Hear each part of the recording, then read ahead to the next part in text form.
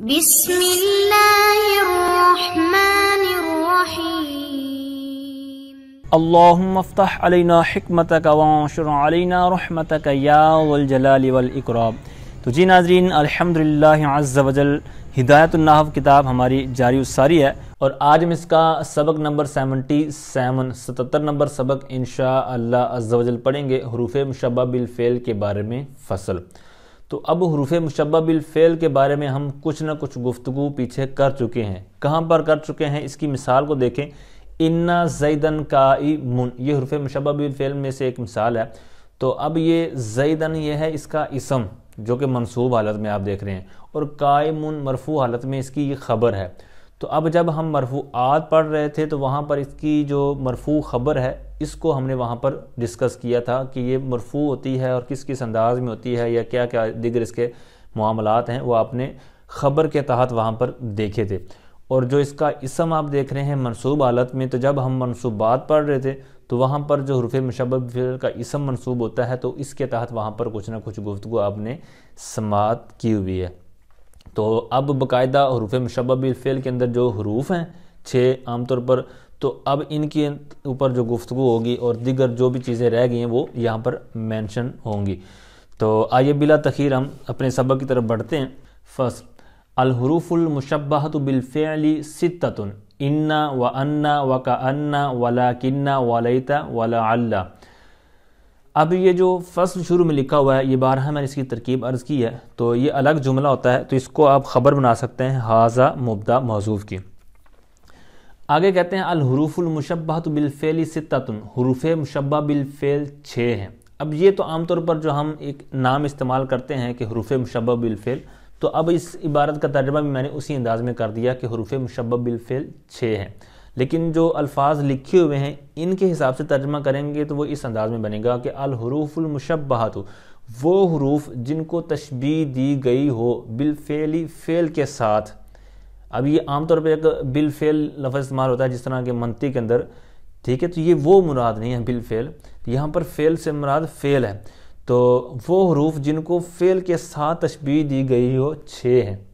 اب یہ تھا اس کا لفظی ترجمہ، لیکن عام طور پر ہم جو گفتگو استعمال کرتے ہیں تو اس کو اسی انداز میں ہی بیان کریں گے، وہ بیسٹ رہے گا کہ حروف مشبہ بالفعل 6 ہیں، ٹھیک ہے۔ لیکن ترجمے پہ آپ نے غور کرنا، اور یہ ذہن میں بھی ہونا چاہیے کہ اس کا ترجمہ اس انداز میں بنتا ہے صیغے کے حساب سے کہ وہ حروف جن کو فعل کے ساتھ تشبیہ دی گئی 6 ہیں۔ اچھا، وہ کون کون سے ہیں؟ تو کہتے ہیں انا اور انا اور کانا اور لاکنہ اور لیتا اور لعل۔ تو یہ 6 حروف ہیں جن کو فعل کے ساتھ تشبیہ دی گئی ہے، اسی وجہ سے ان کو حروف مشبہ بالفعل کہتے ہیں۔ اچھا، اب ان کو فعل کے ساتھ جو کہہ رہے ہیں کہ تشبیہ دی گئی ہے، تو فعل کے ساتھ تشبیہ کس انداز میں دی گئی ہے؟ تو اس کی انہوں نے جو صورت ہے وہ نیچے بیان کی ہوئی ہے۔ کہتے ہیں ان کی جو فعل کے ساتھ مشابہت ہے نا، تو ان کو یہ جو نام دیا گیا ہے کہ یہ حروف مشبہ بالفعل ہیں، تو یہ جو فعل کے ساتھ تشبیہ دی گئی ہے، مشابہت کہا گیا ہے، تو یہ کس انداز میں ہے؟ تو کہتے ہیں فعل کے ساتھ جو تشبیہ ہے، یہ مشابہت ہے، وہ لفظاً بھی ہے، معنن بھی ہے اور اقدان بھی ہے۔ یہ 3 صورتیں انہوں نے بیان کی ہیں، تینوں کی انہوں نے آگے پھر وضاحت بھی کی ہے۔ لفظاً کس انداز میں ہے؟ تو کہتے ہیں جس طرح فعل ثلاثی بھی ہوتا ہے، رباعی بھی ہوتا ہے، یعنی اس کی تقسیمیں ہیں، تو یہاں پر جو حروف ہیں، یہ جو اوپر 6 آپ نے پڑھے ہیں، تو ان میں سے بھی کوئی ثلاثی ہے، کوئی رباعی ہے، ٹھیک ہے۔ تو اس لحاظ سے یہ لفظ جو حروف مشبہ بالفعل ہیں، تو یہ جو حروف ہیں، تو ان کو جو فعل کے ساتھ تشبیہ دی گئی ہے، ایک وجہ یہ ہے لفظی طور پر کہ جس طرح فعل ثلاثی اور رباعی ہوتا ہے، اسی طرح یہ حروف جو ہیں یہ بھی ثلاثی اور رباعی ہیں، ٹھیک ہے۔ جس طرح یہ جو لعل ہے یہ رباعی ہے، ٹھیک ہے، دحرج کے وزن پر۔ اچھا، دوسری صورت کہتے ہیں اسی کے تحت کہ یہ مبنی علی الفتح ہوتے ہیں، جس طرح جو فعل ہے یہ مبنی علی الفتح ہوتا ہے، تو یہ بھی کہتے ہیں لبنائہا علی الفتح، ٹھیک ہے، اس بنا پر یہ فعل کے ساتھ مشابہت ہے۔ اچھا، پھر رہی بات معنن کی، لفظی طور پر تو انہوں نے 2 صورتیں بیان کر دی اس کے اندر، معنوی طور پر کس طرح یہ مشابہت ہے؟ تو کہتے ہیں جس طرح افعال کے معنی ہوتے ہیں، اسی طرح یہ جو حروف ہیں تو ان کے بھی معانی ہیں۔ کس انداز میں معنی ہیں؟ کہتے ہیں کہ یہ جو انا اور انا پہلے 2 حروف ہیں، تو یہ اکتو کے معنی میں ہے۔ اکتو میں نے مؤکد کیا، یا حققتو میں نے پختہ کیا، میں نے ثابت کیا، ٹھیک ہے، اس انداز میں اکتو کہہ لیں یا حققتو کہہ لیں۔ اچھا، اور جو کانا ہے کہتے ہیں یہ شبہتو کے معنی میں ہے، یعنی میں نے تشبیہ دی۔ اچھا، اور یہ جو لاکن ہے کہتے ہیں یہ اس تدرکتو کے معنی میں ہے، اور لیتا یہ جو تمنیتو کے معنی میں، اور جو آخری ہے لعل یہ کہتے ہیں کہ ترجیتو کے معنی میں، ٹھیک ہے۔ تو لہٰذا یہاں پر انہوں نے بیان کر دیا کہ حروف مشبہ بالفعل کہنے کی وجہ معنوی طور پر اس انداز میں ہے کہ ان کے بھی معانی ہے، وہ کس انداز میں ہے، کون کون سے معنی وہ آپ نے بھی دیکھ لیے۔ اچھا، پھر رہی بات اقدان ان کی کیسے مشابہت ہے، یعنی یہ جو حروف ہے فعل کے ساتھ مشابہت رکھتے ہیں اقدان، تو اقدان اس انداز میں ہے کہ جس طرح ایک فعل ہوتا ہے تو اس کو بھی دو یعنی ایک فعل متعدی ہو تو اس کو بھی دو اسموں کی ضرورت ہوتی ہے، ایک کو وہ اپنا فاعل بنا لیتا ہے، ایک کو وہ اپنا مفعول بنا لیتا ہے، ٹھیک ہے۔ تو اب یہ بھی اس کے ساتھ مشابہت رکھتا ہے کہ یہاں پر بھی یہ دو اسموں کو چاہتا ہے، یہ جو حروف مشبہ بالفعل ہیں تو یہ بھی چاہتا ہے کہ جناب میرے بھی دو اسم ہوں، ایک کو وہ اپنا اسم بنا لیتے ہیں اور ایک کو وہ اپنا خبر بنا لیتے ہیں، جو ہم ان کو اسم اور خبر کا نام دیتے ہیں، ٹھیک ہے۔ تو اب پھر ان کو جو عمل دیا گیا چونکہ فعل کے ساتھ مشابہت تھی تو فعل کے اندر جس طرح بھی فعل متعدی کے بارے میں گفتگو ہوئی تو ایک ہو گیا فعل، ٹھیک ہے، جس طرح دارابہ فعل ہوا، فعل متعدی ہے، اب اس کو دو اسموں کی ضرورت تھی، ایک کو اس کا فاعل بنا لیا، ایک کو مفعول، تو اب دارابہ زیدن امرن، تو اب اس میں مرفوع پہلے ہے اور منصوب بعد میں ہے، یعنی فاعل پہلے ہے اور مفعول بعد میں ہے۔ اب چونکہ اس کے ساتھ تشبیہ دی گئی ہے فعل کے ساتھ تو اب اصل جو ہے وہ ہے فعل، اور حروف مشبہ بالفعل چونکہ یہ فرع ہیں اس حساب سے جو ابھی ہم کر رہے ہیں بات، تو اس لیے پھر اب یہ جو فرع ہے تو ان کو جو اعراب دیا گیا ہے وہ بھی فرعی طور پر دیا گیا، یعنی اصل کا الٹ دیا گیا تاکہ ایک مشابہت بھی ہو جائے اور ساتھ میں یہ ایک فرق بھی رہ جائے۔ تو اب یہاں پر جو ہم اس کا اعراب پڑھتے ہیں اِنَّ زَیدًا قائمٌ، ٹھیک ہے، تو یہاں پر بالکل اس کا الٹ ہے، ضرب زید امرن کے اندر مرفوع پہلے تھا لیکن اِنَّ زَیدًا قائمٌ کے اندر یہ بعد میں ہے مرفوع، ٹھیک ہے، تو یہاں پر یہ فروعی والا حساب کتاب کیا گیا۔ تو بہرحال آئیے اوپر سبق کی طرف بڑھتے ہیں۔ حروف مشبہ بالفعل 6 ہیں، اِنَّا، اَنَّا، کَأَنَّا، لَٰكِنَّ، لَیْتَ اور لَعَلَّ۔ اب آگے یہی بات بیان کر رہے ہیں کہ یہ داخل کن پر ہوتے ہیں، ان کا دخول کس انداز میں ہوتا ہے، تو کہتے ہیں هذه الحروف تدخل على الجملة الاسمية تنصب الاسم وترفع الخبر كما عرفت، کہتے ہیں یہ حروف جملہ اسمیہ پر داخل ہوتے ہیں۔ اب یہ جو جملہ اسمیہ پر داخل ہوتے ہیں تو یہ وجوبی طور پر داخل ہوتے ہیں، ٹھیک ہے، جو نحویوں کے نزدیک واجب فرض والی باتیں ہوتی ہیں نا یہ اس حساب سے وجوب کا بات ہے۔ تو کہتے ہیں یہ حروف جملہ اسمیہ پر داخل ہوتے ہیں تو داخل ہو کر پھر کرتے کیا ہیں، کہتے ہیں تنصب الاسم، اسم کو نصب دیتے ہیں، وترفع الخبر، اور خبر کو رفع دیتے ہیں، کما عرفت، جیسا کہ آپ پہچان چکے۔ تو مطلب وہی کہ جہاں پر آپ پیچھے گفتگو مرفوعات منصوبات کے تحت جو پڑھ چکے ہیں تو یہ اسی کی طرف اشارہ ہے کہ جیسے کہ آپ پہچان چکے، یعنی یہ ساری چیزیں آپ اسم مرفوع اور منصوب کے تحت گفتگو سیکھ چکے ہیں، لیکن پھر بھی انہوں نے مثال ہمیں دوبارہ دے دی، ہو سکتا ہے کہ بعضوں کو ذہن میں وہ نہ ہو کہ وہ کیسی مثالیں تھیں، کیا کیا باتیں تھیں، تو پھر بھی کہتے ہیں کہ اِنَّ زَیدًا قائمٌ، زیدن یہ اس کا اسم ہے، تو یہی انہوں نے کہا ہے کہ یہ حروف جملہ اسمیہ پر داخل ہوتے ہیں۔ تو اب زیدن قائمٌ یہ جملہ اسمیہ تھا، مبتدا اور خبر تھی، لیکن جب ان کے اوپر یہ حروف داخل ہوئے جس طرح اِنَّ یہ حروف مشبہ بالفعل میں سے داخل ہے، تو اب یہاں پر ہوا کیا کہ اسم کو اس نے نصب دے دیا زیدن، اور جو خبر ہے اس کو اس نے رفع دے دیا، ٹھیک ہے۔ اب رفع تو یہ پہلے ہی رفع تھی تو اب اس کو رفع دینے کی کیا وجہ ہے، یعنی زید قائمٌ یہ جملہ اسمیہ تھا تو یہ تو پہلے ہی قائمٌ ہے، تو اب اس کو پھر یہ کہہ رہے ہیں کہ یہ حروف مشبہ بالفعل آ کر ان کو خبر کو رفع دیتے ہیں، تو اس کے اوپر یہ بات کہنے کی کیا وجہ ہے، تو اس کا جواب میں نے وہاں پر عرض کیا ہوا ہے، ٹھیک ہے، اس کے علاوہ بھی دیگر جگہوں پر یہ جو اعتراض ہوتا تھا تو اس کا جواب میں نے وہاں پر عرض کیا ہوا ہے۔ تو بہرحال کہتے ہیں وَقَدْ يَلْحَقُهَا ما الکافۃ فتکفها عن العمل، کہتے ہیں اور بسا اوقات کبھی کبھار اس کو ما کافہ لاحق ہوتا ہے، یعنی جو حروف مشبہ بالفعل ہیں تو ان کو بسا اوقات کبھی کبھار ما کافہ لاحق ہوتا ہے، یعنی ان کے ساتھ ما کافہ بھی اٹیچ ہو جاتا ہے۔ تو اب ما کافہ کے بارے میں تو آپ پیچھے بھی حروف جر کے بارے میں بھی پڑھ چکے ہیں کہ جہاں پر ربا کے تحت گفتگو ہو رہی تھی تو وہاں پر بھی ما کافہ داخل ہوتا تھا۔ تو اب یہاں پر یہ جب اس کے ساتھ لاحق ہوتا ہے تو پھر ہوگا کیا، تو ہوگا وہی جو وہاں پر آپ پڑھ چکے ہیں۔ تو کہتے ہیں فَتَكُفُّهَا عَنِ الْعَمَلِ، تو تکفو کہتے ہیں روکنا، منع کرنا، تو یہ جو حروف مشبہ بالفعل پر جب ما کافہ داخل ہوتا ہے تو پھر ہوتا کیا، کہتے ہیں کہ ان کو عمل سے روک دیتا ہے،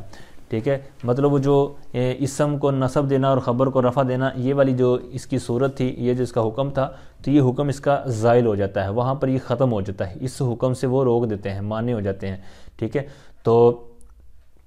کہتے ہیں وَحِينَئِذٍ تَدْخُلُ الْأَفْعَالِ، اب اوپر بات ہوئی تھی کہ یہ جو حروف مشبہ بالفعل ہے یہ اسم پر ہی داخل ہوتے ہیں، اور وہاں پر بھی میں نے عرض کیا تھا کہ یہ وجوبی طور پر داخل ہوتے ہیں، لیکن یہ جو صورت ہے کہ ما کافہ ان کو لاحق ہو جاتا ہے،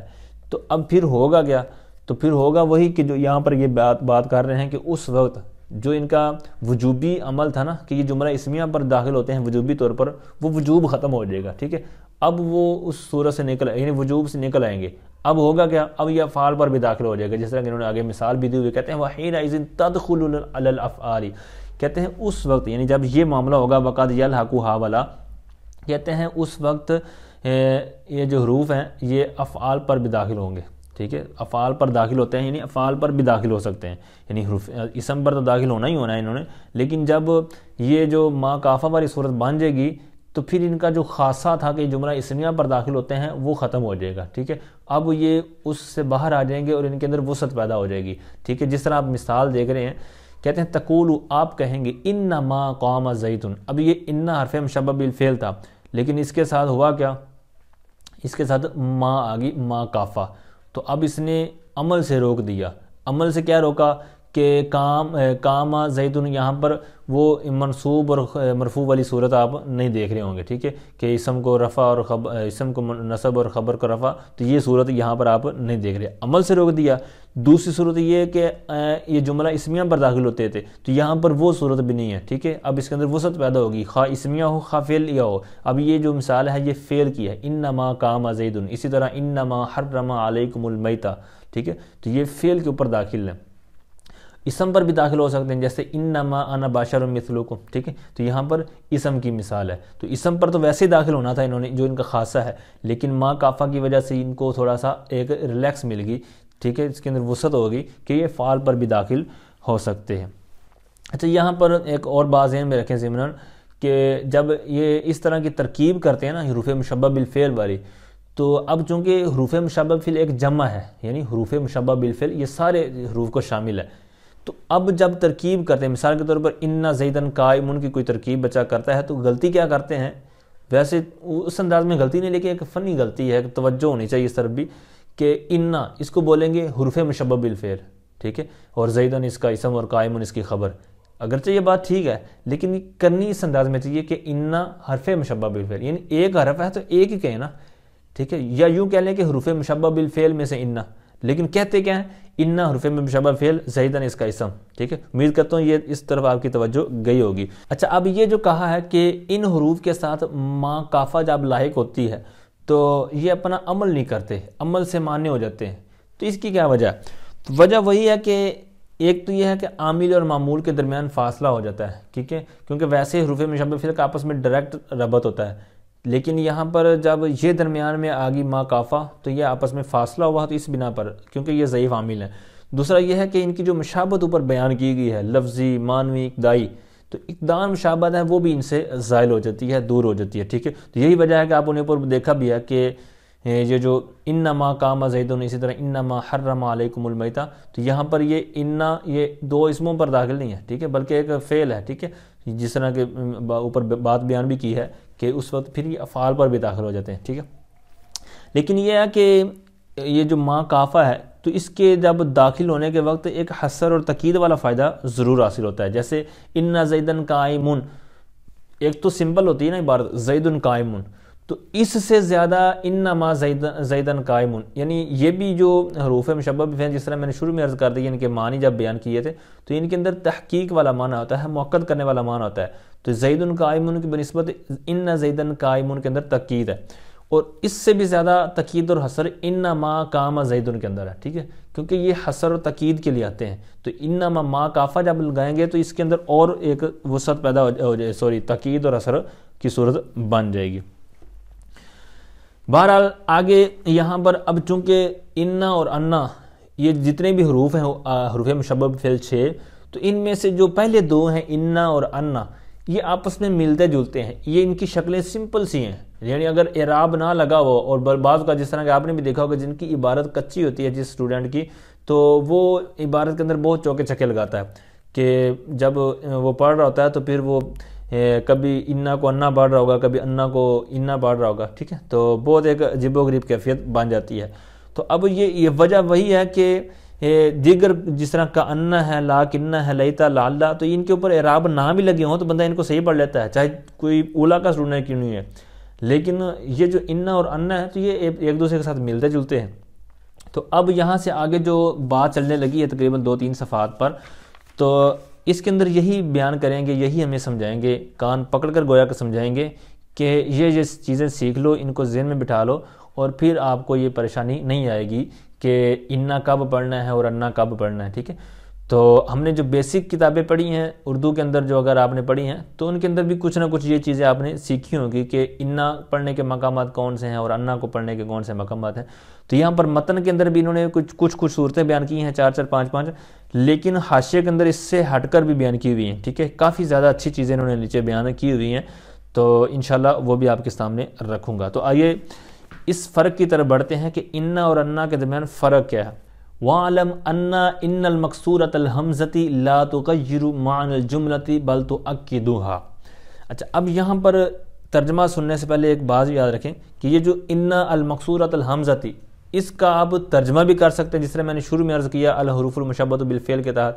اور دوسرا اس کو اس انداز میں پڑھ سکتے ہیں جس طرح اور تو جان لے بے شک انا مقصورہ، یعنی یہ انا اور جو انا آئے گا تو اس کے اوپر انا مفتوحہ کے تحت گفتگو ہوگی۔ مطلب یہ ہے کہ جو انا کا جو حمزہ ہے تو اس کو یعنی انا مفتوحہ کہا تو مطلب یہ ہے کہ انا کا جو حمزہ ہے اس کو فتح والا پڑھنا، اور جو انا مقصورہ کہیں گے تو مراد یہ ہے کہ انا کو کسرہ کے ساتھ پڑھنا، یعنی اس کے حمزہ کو۔ اچھا، ویسے اس کا ترجمہ کریں یعنی المقصورۃ الحمزۃ،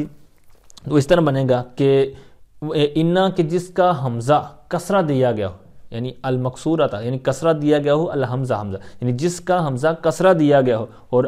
نیچے والی جو عبارت ہوگی وہاں پر کیا ہوگا کہ انا جس کا حمزہ فتح دیا گیا ہو، ٹھیک ہے، مفتوحہ ہو۔ تو بہرحال اور تو جان لے بے شک انا مقصورہ لا تغیر معنی الجملۃ، جملے کے معنی کو تبدیل نہیں کرتا، متغیر نہیں کرتا، بدلتا نہیں ہے، بل تؤکدها، بلکہ اس کے اندر تاکید پیدا کرتا ہے۔ مطلب کہنے کا کیا ہے کہ یہ جو انا مقصورہ ہے، یعنی جو انا اور انا میں سے جو انا ہے اس کو کسرہ کے ساتھ جو ہم پڑھ رہے ہیں، تو جس عبارت پر یہ داخل ہوگا تو یہ اس جملے کو نہیں بدلے گا، یعنی اس کے معنی کو تبدیل نہیں کرے گا، بلکہ جو اس کا معنی مفہوم ہوگا وہ اسی طرح باقی ہوگا، لیکن یہ جو اس کے اوپر داخل ہوا ہے تو اس کا فائدہ یہ ہوگا کہ یہ اس کے اندر تاکید پیدا کر دیتا ہے۔ جیسے زید قائم، زید کھڑا ہے،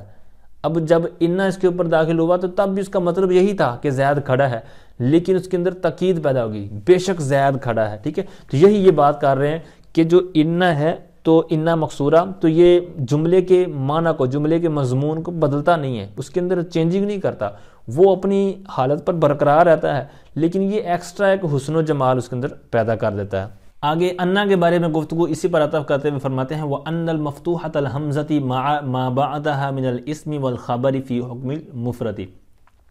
اور تو جان لے بے شک انا مفتوحہ اپنے ماں بعد کے ساتھ مل کر، یعنی اسم اور خبر سے مل کر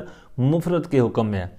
اچھا، یعنی یہاں پر اس کو حمزہ کو فتح کے ساتھ ہم پڑھ رہے ہوں گے تو وہ اپنے ماں بعد سے مل کر مفرد کی طویل میں ہو جائے گا، یعنی مفرد کے حکم میں ہو جائے گا، یعنی باطویل مفرد جس طرح ہم ترکیب کے اندر کرتے ہیں۔ اچھا، یہ مفرد کے حکم میں ہوگا، اس کی عام طور پر ایک صورت بیان کی جاتی ہے کہ اس کی خبر کو مصدر کی طرف مضاف کر دیں، یعنی اس کے اسم کی طرف مضاف کر دیں، لیکن یہاں پر انہوں نے 3 صورتیں بیان کی ہیں، یعنی ایک تو وہی جو عام طور پر بیان کی جاتی ہیں، 2 اور بھی ہیں۔ جیسے حاشیہ نمبر 5 کے اندر انہوں نے اس کی صورتیں بیان کی ہیں۔ پہلی صورت یہ ہے، یعنی جو مفرد کو حکم میں کرنا نا، یہ اوپر متن کے اندر بات ہوئی، اس کے تحت یہ گفتگو بڑھا رہے ہیں۔ پہلی بات تو یہ کہتے ہیں کہ خبر کے مصدر کو مضاف کر دیں اسم کی طرف، جیسے بالاغانی انا زیدن قائم، اب یہاں پر قائم خبر ہے، ٹھیک ہے، تو یہاں پر انہوں نے کیا کہا ہے کہ خبر کے مصدر کو، تو یہ قائم ہے تو یہ خبر ہے، تو اس کے مصدر یعنی قائم سے ہم قیام پہلے مصدر بنائیں گے، اس کو ہم اسم کی طرف کر دیں گے، اس کی اضافت اس کو مضاف کر دیں گے، تو وہ جو باطویل مفرد والی بات کہہ رہے ہیں تو وہ بن جائے گی۔ جیسے اس مثال کا کیا بنے گا، باطویل مفرد کہتے ہیں بالاغانی قیام زیدن، ٹھیک ہے، اس طرح یہ مفرد کی تعویل میں ہو جائے گا. تو یہی اوپر بات کی تھی کہ انا مفتوحہ ما بعدہا من الاسم والخبری فی حکم المفردی. تو یہ بالاغانی انا زیدن قائمون، تو یہ آپ کے سامنے ہے وہ جو اوپر بات کی تھی. تو اب اس کی چونکہ 3 صورتیں بنتی ہیں. پہلی صورت یہ ہوئی کہ خبر کو اس کے خبر کے مصدر کو اس کے اسم کی طرف مضاف کر دیں، یعنی انا کے اسم کی طرف. اچھا، دوسری صورت یہ ہے کہ کہتے ہیں کہ خبر کے جز کے مصدر کو مضاف کریں گے اسم کی طرف. جیسے کہتے ہیں بالاغانی ان زیدن ان تعلمہ یکرم کا. اب دیکھیں ان زیدن، یہ زیدن تو ہو گیا اس کا اسم، آگے جو اس کی خبر ہے تو اس کے اندر 2 جز ہیں شرط و جزا کے طور پر. تو یہاں پر پھر ہم جو انہوں نے کہا ہے کہ خبر کے جز کے مصدر کو، یعنی ویسے تو خبر اس کی 2 جز ہیں لیکن یہاں پر اس کے ایک جز کو لیں گے اور اس کو پھر اس کے اسم کی طرف مضاف کریں گے. جیسے کہتے ہیں بالاغانی ان زیدن ان تعلمہ یکرم کا. اچھا، اب اس کے ہم ایک کو لیں گے تو انہوں نے بنایا ہے اکرام، یعنی یکرم کا مصدر بنایا ہے اکرام. ٹھیک ہے، تو یہی انہوں نے دوسری صورت بیان کی تھی، بالاغانی اکرام زیدن عند تعلیم کا ایاہ. اچھا، تیسری صورت پھر نیچے او یجعل سے ہے کہ خبر کے مصدر کو آپ مضاف کریں، اس کی طرف مضاف کرنا ہے کہ جو مضاف ہو اس کے اسم کی طرف، یعنی اس کی بھی کچھ نہ کچھ اس کے متعلق کی طرف اضافت ہو، یعنی اس کا وہ متعلق ہو. جیسے کہتے ہیں بالاغانی ان زیدن ابوہ قائمون. اب یہاں پر قائمون خبر ہے تو اس کی انہوں نے مصدر بنایا، کہتے ہیں بالاغانی قیام ابی زیدن. تو اب ابی کی اضافت اس کی طرف ہے، ٹھیک ہے، اور وہ اس کا متعلق ہے تو یہاں پر اس کی طرف اس کی اضافت کی ہے. تو اس کی دیگر بھی صورتیں انہوں نے نیچے بیان کی ہوئی ہیں. بہرحال 3 جو اہم تھی وہ میں نے آپ کے سامنے بیان کر دی. آگے کہتے ہیں وَلِذَالِكَ يَجِبُ الْكَسْرُ إِذَا كَانَ فِي إِبْدَاءِ الْكَلَامِ. کہتے ہیں اسی وجہ سے کسر واجب ہے، یعنی کسرہ واجب ہے، مکسور اس کو حمزہ کو پڑھنا واجب ہے. کب؟ کہتے ہیں جب کہ کلام کے ابتداء میں ہو، یعنی وہ جو حمزہ ہے وہ کلام کے ابتداء میں ہو تو کسر پڑھنا واجب ہے. وَلِذَالِكَ جو انہوں نے کہا ہے کہ اسی وجہ سے، تو اسی وجہ سے یہ کیا مراد ہے، یہ کس کی طرف راجع ہے، یعنی مشار الیہ اس کا کیا ہے. تو وہ انہوں نے حاشیے میں بیان کیا ہے کہ جو ہم نے پیچھے بات بیان کی کہ جو انا ہے تو یہ جملے کے معنی کو بدلتا نہیں ہے، ٹھیک ہے، بلکہ اس کے اندر تاکید پیدا کر دیتا ہے. اور یہ جو انا ہے تو یہ ایسا معاملہ کرتا ہے، وہ کیا کرتا ہے کہ یہ حکم مفرد کے حکم میں کر دیتا ہے اس جملے کو. تو لہٰذا کہتے ہیں کہ یہ جو بھی آپ نے فرق پڑھا ہے، یہ جو ضابطہ وعلم سے پڑھا ہے، تو اس ضابطے کو مد نظر رکھتے ہوئے کہتے ہیں کہ ابتدائی کلام کے اندر جب وہ ہوگا تو کہتے ہیں کسرہ پڑھنا واجب ہو جائے گا. بھائی اس کے اندر کیا وجہ ہے کہ جب ابتدائی کلام کی صورت ہو تو وہاں پر جب خواہ ابتدائی کلام حقیقی ہو خواہ تقدیری طور پر ہو، ٹھیک ہے، یعنی حکمی ہو. تو اب یہ جو ابتدائی کلام والی بات کی تو اس میں وجہ کیا ہے کہ وہاں پر پڑھنا یہ واجب ہے. اچھا، تو اب اس بات کو اور اسی طرح جو آگے والی ہماری جتنی بھی گفتگو ہے اس موضوع پر کہ انا پڑھنا ہے اور انا پڑھنا ہے تو کہاں کہاں پڑھنا ہے، تو ایک اصول ذہن میں رکھ لیں، پھر میں ابتدائی کلام کے اوپر گفتگو کروں گا. تو ایک اصول آپ ذہن میں لکھ لیں یا صفحے پر لکھ لیں، وہ یہ ہے کہ جس مقام پر جملے کی ضرورت ہے نا تو وہاں پر انا ہی پڑھیں گے، یعنی کسرہ کے ساتھ پڑھیں گے. دوبارہ سماعت کریں کہ جس جگہ پر جس مقام پر جملے کی ضرورت ہے وہاں پر انا مکسورہ ہی ہوگا، اور جس مقام پر جملے کی ضرورت نہیں ہے بلکہ مفرد کی ضرورت ہے تو وہاں پر جو انا مفتوحہ پڑھا جائے گا. ٹھیک ہے، اس کو سمپل انداز میں یوں بھی کہہ سکتے ہیں کہ جہاں جملے کا موقع ہوگا وہاں انا مکسورہ اور جہاں مفرد کا موقع ہوگا وہاں انا مفتوحہ ہوگا. اچھا، اب اس اصول کو مد نظر رکھتے ہوئے تو یہ ساری انہوں نے گفتگو کرنی ہے. تو اب چاہے صورتیں آپ جتنی مرضی پھر نیچے کھینچ کر بناتے چلے جائیں لیکن ان کا جواب یہی ہوگا، یعنی جتنی بھی آگے صورتیں بیان ہونے لگی ہیں کہ ان مقامات اور یہ علامتوں کے ان علامتوں کے بعد انا پڑھا جائے گا تو وجہ وہی ہے کہ وہاں پر وہ جملہ بن رہا ہوگا. ٹھیک ہے، وہاں پر وہ جملے کی حیثیت رکھتا ہے. اور جہاں پر آگے پھر بیان کیا جائے گا کہ یہاں ان علامتوں کے بعد ان چیزوں کے بعد انا پڑھا جائے گا تو وجہ وہی ہے کہ وہاں پر وہ مفرد والی صورتیں ہوتی ہیں. ٹھیک ہے، تو بات یہی ہے جو بھی میں نے اصول آپ کو لکھوا دیا ہے کہ جہاں پر جملے کا موقع ہوگا وہاں انا مکسورہ ہوگا اور جہاں پر مفرد کا موقع ہوگا تو وہاں پر انا مفتوحہ ہوگا. ٹھیک ہے، اچھا، اب یہ جو انا والی صورتیں شروع ہو رہی ہیں یہاں پر آگے، تو ان میں سے یہ جو بات پہلی بات جنہوں نے بیان کی ہے کہ ابتدائی کلام کے اندر ہوگا تو وہاں پر بھی کسرہ پڑھنا واجب ہے. تو اب ابتدائی کلام کی انہوں نے قید کیوں لائے؟ اب اس کی بھی پھر 2 صورتیں ہیں، ابتدائی کلام حقیقی ہو یا حکمی ہو. اچھا، تو اس کی وجہ یہ ہے کہ جملے کو جب ہم شروع کرتے ہیں نا مفردات سے شروع کریں گے تو وہ کوئی فائدہ تامہ حاصل نہیں ہوگا، ٹھیک ہے. تو اس لیے پورا ایک جملہ ہونا چاہیے تاکہ ایک وہ گفتگو پوری ہو. تو اب جب جملہ ہو تو اب یہ جو حروف مشبہ بالفعل ہیں تو یہ بھی تو جملے کی تقید کے لیے آتے ہیں نا، تو اس لیے یہ شروع میں آئیں گے اور یہاں پر پھر اننا ہی پڑھا جائے گا کیونکہ یہاں پر یہ جملے پر داخل ہو رہے ہیں، ٹھیک ہے. ایک جملہ شروع ہو رہا ہے اور کلام جو ہوتا ہے مفید وہ جملہ ہی ہوتا ہے، مفردات سے نہیں ہوتا ہے فائدہ تامہ سے، ٹھیک ہے. تو اس بنا پر جملہ ہوگا شروع میں، اور پھر جب انا اور انا میں سے کسی کو لگانا ہے تو کس کو لگائیں گے؟ تو بھائی وہ انا کو لگائیں گے کیونکہ جملہ ہے. تو یہی اوپر میں نے اصول لکھوا دیا کہ جملہ جو ہوگا تو جملے کے مقام پر جملے کی جگہ پر پھر انا ہی پڑھا لکھا جائے گا. اچھا دوسرا یہ بھی ذہن میں رکھ لیں کہ عام طور پر جہاں پر اعراب وغیرہ نہیں بھی لگے ہوتے نا تو وہاں پر جس طرح اس کتاب کے اندر بھی آپ دیکھیں گے نا تو اعراب اگرچہ نہیں لکھے ہوئے لیکن پھر بھی جو انا اور انا ہوتا ہے نا تو یہاں پر علامت کے طور پر ایک رموز جو کہتے ہیں نا جس طرح رموز ہوتے ہیں کتابوں کے اندر، تو اس طور پر دیکھیں گے تو یہ جو حمزہ چھوٹا سا لکھا ہوتا ہے تو یہ عام طور پر لکھ دیا جاتا ہے. یعنی جس طرح یہاں پر انا زیدن قائمون ہے تو یہاں پر انہوں نے اشارتاً یہ چھوٹا سا نیچے حمزہ لکھا ہوا ہے اور انا کے اوپر پھر اوپر لکھ دیا جاتا ہے. لیکن میں عرض یہ کرنا چاہ رہا تھا کہ اس پر اعتماد نہیں آپ نے کرنا کیونکہ بعض اوقات آپ دیکھیں گے کہ یہ غلط بھی لگا ہوتا ہے، ٹھیک ہے. تو بہرحال آپ کو اپنا علم ہونا چاہیے، آپ کے پاس اپنی ایک ریزن ہونی چاہیے کہ بھائی میں نے اعراب یہ پڑھا ہے تو اس کے پیچھے یہ ریزن ہے، یہ وجہ ہے، ٹھیک ہے. تو بہرحال کہتے ہیں وَلِذَالِكَ يَجِبُ الْكَسْرُ إِذَا كَانَ فِي إِبْدَاءِ كَلَامِ، اسی وجہ سے کس وجہ سے وہ میں نے آپ کو عرض کر دیا جو پیچھے ضابطہ بیان کیا تھا. کہتے ہیں جب وہ کلام کے آغاز میں ہو، ابتداء کلام میں ہو تو کسر پڑھنا واجب ہے، یعنی کسرہ کے ساتھ پڑھنا واجب ہے. یہ تقریباً 17-18 مقامات ہیں جو بھی میں نے ذکر آپ کے سامنے کرنے ہیں.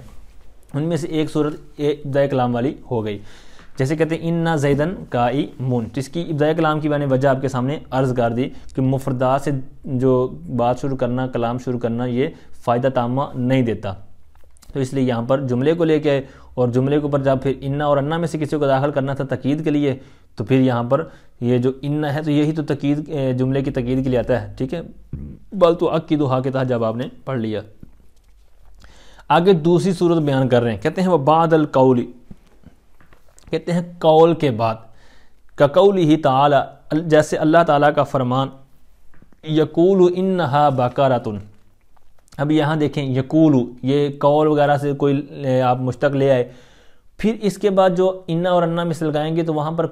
کیا لگائیں گے؟ تو یہاں پر کہتے ہیں بعد القول انا، یعنی قول کے بعد یہاں پر انا لے کے آئیں گے، تو یہ انہوں نے ذکر کیا ہے. اب اس کی کیا وجہ ہے؟ تو یہی وجہ انہوں نے حاشیے میں سے بیان کی ہے. کہتے ہیں کہ جو مقولہ ہوتا ہے، قول کا جو مقولہ ہوتا ہے وہ جملہ ہوتا ہے. تو جملہ اوپر جو میں نے ضابطہ لکھوایا تھا آپ کو کہ جملے کی جگہ پر جملے کے موقع پر انا پڑھنا ہے، تو یہاں پر چونکہ یہ جملہ ہوتا ہے مقولہ لہذا یہاں پر پھر انا ہی پڑھیں گے. تیسری صورت بیان کرتے ہیں، کہتے ہیں وَبَعْدَ الْمَوْصُولِ نَحْوُ مَا رَأَيْتُ الَّذِي إِنَّهُ فِي الْمَسَاجِدِ. اب یہاں پر دیکھیں اللہ سے اس میں موصول، آگے ہے صلہ، اور صلہ آپ کو پتہ ہے جملہ ہوتا ہے تو جملے کی جگہ پر انا ہی پڑھا جاتا ہے، ٹھیک ہے. تو وہ ضابطہ آپ نے ذہن میں رکھنا ہے، ہر جگہ پر آپ کو وہ کام دے گا. تو اب یہاں پر بھی انا آیا ہے کیونکہ یہ صلہ ہے اور صلہ جملہ ہوتا ہے تو لہٰذا یہاں پر یہ انا ہی پڑھیں گے کسرہ کے ساتھ. اچھا آگے کہتے ہیں کہ اب یہاں تک 3 صورتیں ہوگی. کہتے ہیں وَإِذَا كَانَ فِي خَبَرِهَا اللَّامُ، کہتے ہیں جب کہ اس کی خبر میں لام ہو، جیسے اِنَّ زَيْدًا لَقَائِمٌ. اب یہاں پر لقائمٌ یہاں پر خبر ہے اِنَّ حرف مشبہ فعل کی خبر پر اور یہ لام ہے، اور یہی انہوں نے کہا کہ لام ابتدائی یعنی لام جو تقید کے لیے آتے ہیں. تو اب یہ آپ کو پتہ ہے کہ یہ جو لام ہوتا ہے تقید والا تو یہ جملے کی تقید کے لیے آتا ہے. تو اب جملے کی تقید کے لیے آیا ہے تو لہٰذا یہاں پر یہ پھر انا لے کر آئے، ٹھیک ہے.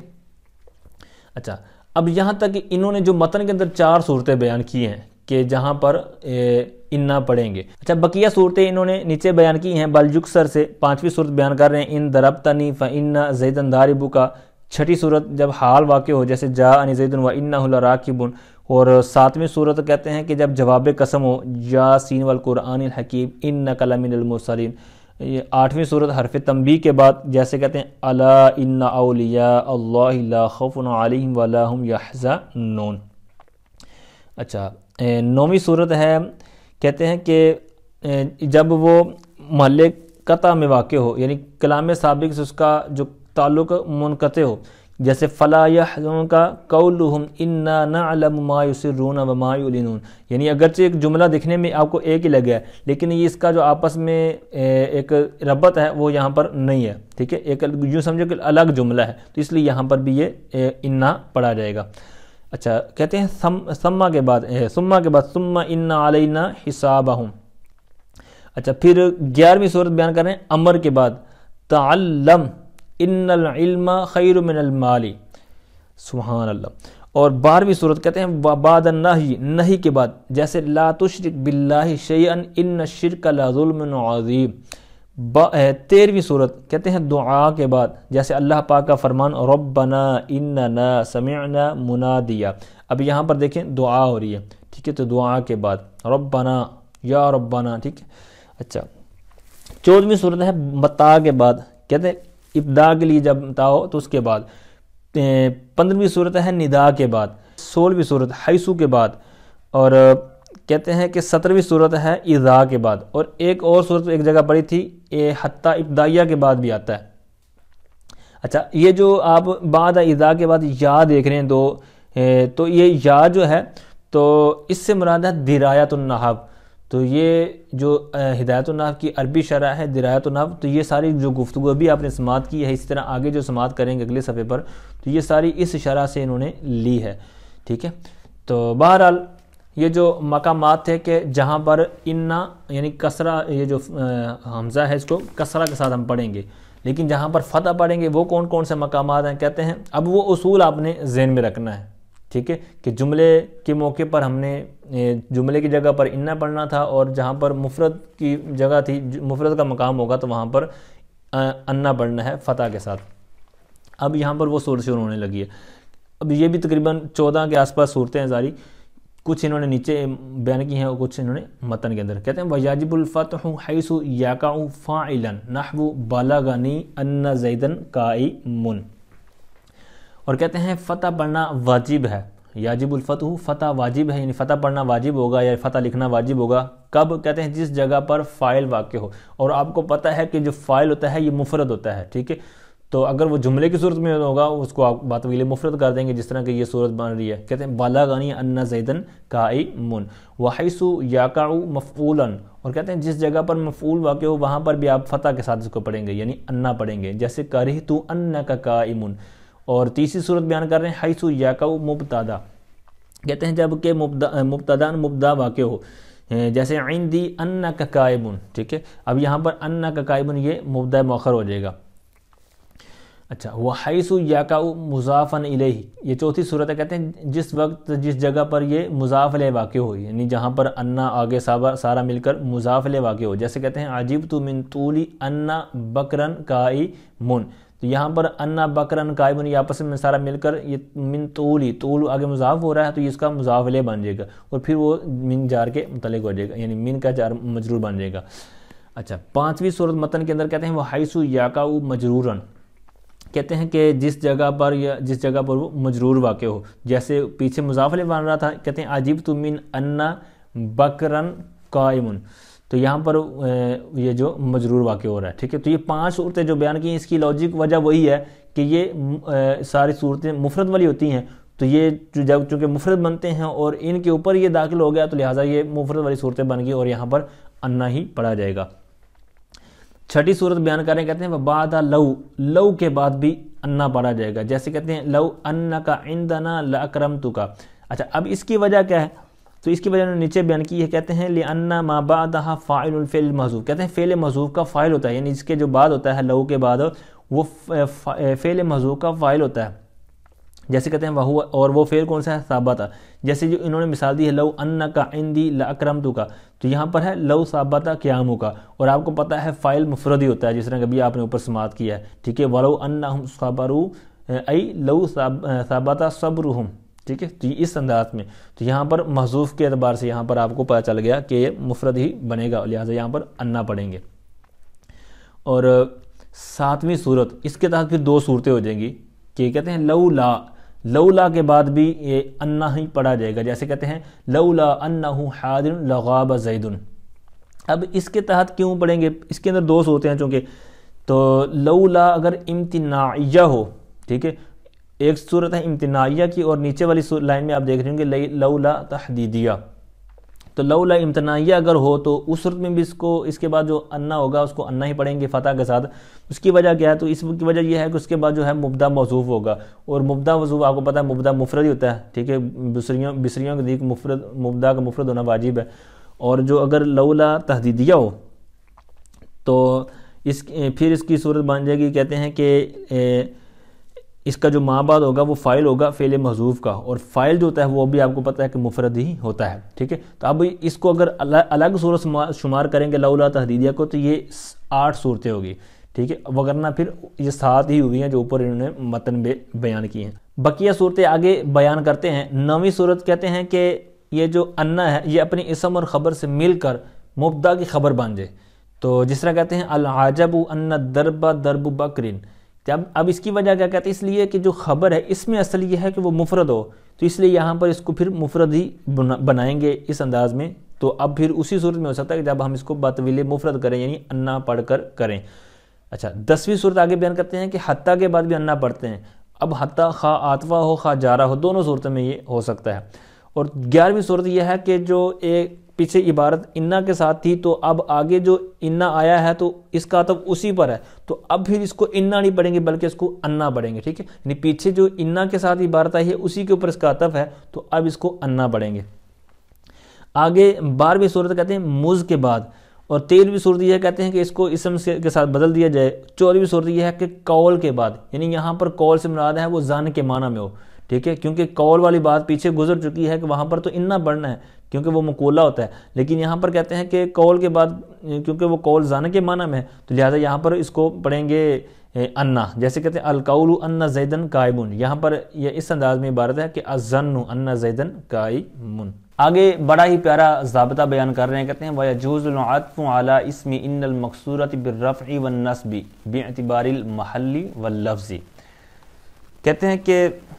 انا مقصورہ کے اسم پر عطف کرنا جائز ہے رفع کے ذریعے اور نصب کے ذریعے. یعنی آپ اس کے اسم پر عطف کر رہے ہیں تو ویسے تو اس کا اسم منصوب ہوتا ہے، لیکن اس کے اندر ایسا خاصہ ہے، اس کے اندر ایک ایسی خصوصیت ہے کہ آپ عطف کرتے وقت رفع بھی اس پر دے سکتے ہیں اور اس کے اوپر نصب بھی دے سکتے ہیں. لیکن فرق کیا ہوگا دونوں میں؟ کہتے ہیں باعتبار المحلی واللفظ. یعنی اگر آپ اس کو رفع دے رہے ہیں تو پھر یہ محل کے اعتبار سے رفع ہوگا، اور اگر آپ نصب دے رہے ہیں تو پھر وہ جو اعراب ہوگا وہ لفظی طور پر اس کا عطف ہوگا اس کے اسم پر. اس کی مثال دیکھیں اور آسان ہو جائے گا. کہتے ہیں مثل انا زیدن قائم و عمر و عمرن. اچھا اب اس ترکیب کے اندر، اس مثال کے اندر انا زیدن قائم، یہ تو عام مثال جو ہم بیان کرتے ہیں حرف مشبہ بفعل کی، تو یہاں پر انا کا جو اسم ہے زیدن اور قائم اس کی خبر ہے، یہ ایک پورا جملہ ہو گیا. لیکن اب اس قاعدے کو مد نظر رکھتے ہوئے اب پوری مثال کو دیکھیں. انہوں نے کیا کہا ہے کہ انا مقصورہ کے اسم پر عطف کرنا جائز ہے. کس طرح؟ رفع کے ساتھ اور نصب کے ساتھ. اب انہوں نے دونوں مثالیں آگے بیان کی ہوئی ہیں. پہلے انہوں نے رفع کی مثال دی ہے وہ عمرن، تو اب اس کا عطف ہے زید پر. تو اب زید تو ہے منصوب انا کا اسم ہونے کی بنا پر، اور عمرن یہ تو ہے مرفوع. تو اس کا اس کے اوپر عطف کس انداز میں ہو رہا ہے؟ تو یہ انہوں نے متن کے اندر بیان کر دیا تھا کہ رفع کے ساتھ آپ اس کے رفع کے طور پر عطف کر رہے ہوں گے تو پھر یہ باعتبار محل ہوگا. محل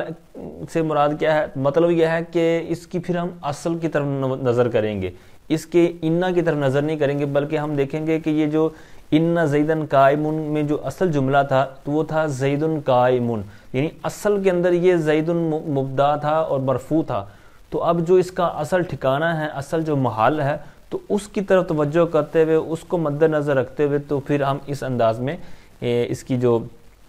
ترکیب کریں گے یا اس کا عطف کریں گے. تو لہٰذا انا زیدن قائمون و عمرن، تو یہ اگر ہم عطف کریں گے مرفوع والی صورت میں تو پھر یہ صورت ہوگی جو بھی میں نے آپ کے سامنے ذکر کی ہے کہ وہ محل کے اعتبار سے ہوگا. اور اگر پھر عام طور پر جو بیان کیا جاتا ہے کہ جس طرح کا معطوف ہے اسی طرح کا معطوف، تو پھر وہ لفظی طور پر ہوگا. جیسے کہتے ہیں انا زیدن قائمون و عمرن، اس انداز میں ہو جائے گا. تو اب یہاں پر پھر کیا ہوگا کہ یہ عمرن جو منصوب ہے تو اس کا عطف اسی اسم پر ہوگا جو عبارت کے اندر منصوب موجود ہے، نظر آ رہا ہے. اچھا اب اس کی کیا لوجک ہے کہ انا کے اندر ایسا کر سکتے ہیں کہ اس کے جناب آپ محل پر، یعنی جو ابھی آپ نے گفتگو سماعت کی ہے محل والی، تو اس کے اندر کیا خاصہ ہے کہ یہ جناب اس کے محل پر بھی عطف ہو سکتا ہے؟ تو اب اس کی وجہ وہی جو آپ نے پیچھے سماعت کی ہے کہ یہ جو انا ہوتا ہے تو یہ جملے کے معنی کو تبدیل نہیں کرتا، اس کو متغیر نہیں کرتا، اس کے اندر تبدیلی نہیں پیدا کرتا، بلکہ اس کے اندر جو جملے کے اندر معنی ہوتا ہے اس کے اندر پختگی پیدا کرتا ہے، تاکید پیدا کرتا ہے، ٹھیک ہے؟ تو یہی وجہ ہے کہ اس کے اندر یہ ایسا کر سکتے ہیں، ٹھیک ہے؟ گویا کہ یہ فی حکم العدم، یعنی یہ عدم کے حکم میں ہو گیا، لیکن یہ جو انا ہے انا مفتوحہ، تو اس کے اندر ایسا نہیں ہو سکتا، یعنی اس کے اندر آپ محال پر عطف نہیں کر سکتے، کیونکہ وہ تو جملے کے اندر تبدیلی کر دیتا ہے، وہ تو مفرد کے معنی میں کر دیتا ہے، ٹھیک ہے؟ لہٰذا وہاں پر ایسا نہیں ہو سکتا انا مفتوحہ کے اندر۔ اور مزید انہوں نے ایک نیچے چیز بیان کی ہے حاشیے کے اندر، ایک شرط بھی ہے کہ یہ جو آپ انا مقصورہ میں آپ رفع والی صورت میں جب عطف کریں گے، محل پر عطف کریں گے، تو اس صورت میں کہتے ہیں کہ شرط یہ ہے کہ اس کی جو خبر ہے وہ ذکر ہو چکی ہو، یعنی اس کا خبر کا پہلے گزر جانا یہ لازمی ہے۔ جس طرح کہ آپ نے اوپر مثال دیکھی ہے متن کے اندر، اس کے اندر بھی ایسا تھا کہ ان زیدن قائمون، یہاں پر خبر ذکر ہو چکی ہے، اس کے بعد امرن آ رہا ہے، ٹھیک ہے؟ رفع والا جو عطف کر رہے تھے ہم، ٹھیک ہے؟ تو یہی انہوں نے نیچے ذکر کیا ہے کہ اس صورت میں جب آپ رفع پر یعنی محل پر عطف کر رہے ہوں گے رفع والی صورت میں، تو پھر یہ آپ نے چیز ذہن میں رکھنی ہے کہ اس کی خبر ذکر ہو چکی ہو۔ اب یہ ذکر خواہ لفظی طور پر وہاں پر ہو، جس طرح اوپر آپ نے مثال دیکھی، یہاں پر بھی انہوں نے ذکر کی ہوئی ہے کہ ان زیدن قائم وبکرن، ٹھیک ہے؟ اور یا پھر تقدیری طور پر ہو، یعنی وہ لفظی طور پر تو نظر نہ آ رہی ہو لیکن وہاں پر وہ موجود ہوگی، چھپی ہوئی ہوگی، جیسے ان زیدن وعمرن قائم، لیکن اس کی اصل کیسی تھی؟ یعنی کہ تقدیری طور پر کس انداز میں تھی؟ کہتے ہیں ان زیدن قائم وعمرن، ٹھیک ہے؟ تو یہاں پر موجود تھی زیدن کے بعد قائم، لیکن وہ یہاں پر موجود نہیں تھی، مطلب لکھی بھی نہیں تھی۔ اب یہ خبر کے گزر جانے کی جو شرط بیان کی گئی ہے، تو جو کوفی حضرات ہیں تو وہ کہتے ہیں کہ یہ کوئی ضروری کام نہیں ہے، ٹھیک ہے؟ تو ان کے ہاں یہ شرط نہیں ہے۔ اچھا، ایک اور بات انہوں نے نیچے مینشن کی ہے کہ یہ جو 6 حروف مشبہ بالفعل ہیں، تو ان میں سے ایک کے بارے میں تو ابھی آپ نے گفتگو سماعت کی کہ انا مقصورہ کے جو آپ عطف کرنا چاہ رہے ہیں اس کے اسم پر، تو آپ 2 انداز میں کر سکتے ہیں، 2 صورتوں میں کر سکتے ہیں، کہ نصب کے طور پر بھی کر سکتے ہیں، رفع کے طور پر بھی کر سکتے ہیں۔ رفع کے طور پر کس انداز میں کر سکتے ہیں؟ وجہ کیا ہے وہ میں نے عرض کر دیا کہ وہ محلی طور پر ہوگا، اور کس انداز میں ہوگا وہ آپ نے بھی دیکھا۔ تو دیگر جو 5 حروف مشبہ بالفعل ہیں ان میں سے ایک اور کو انہوں نے نیچے حاشیے میں ذکر کیا ہے، کہتے ہیں لاکنہ کے اندر بھی ایسا ہی معاملہ ہے کہ جس طرح بھی آپ نے انا کے بارے میں سماعت کیا ہے، تو بقیہ جو 4 رہ گئے ان کے اندر ایسا نہیں ہوتا۔ وَعْلَمْ أَنَّ إِنَّ الْمَقْصُورَةَ يَجُوزُ دُخُولُ اللَّامِ عَلَى خَبَرِهَا، اور تو جان لے بے شک انا مقصورہ کی خبر پر لام کا داخل کرنا جائز ہے، لام کا دخول جائز ہے۔ اب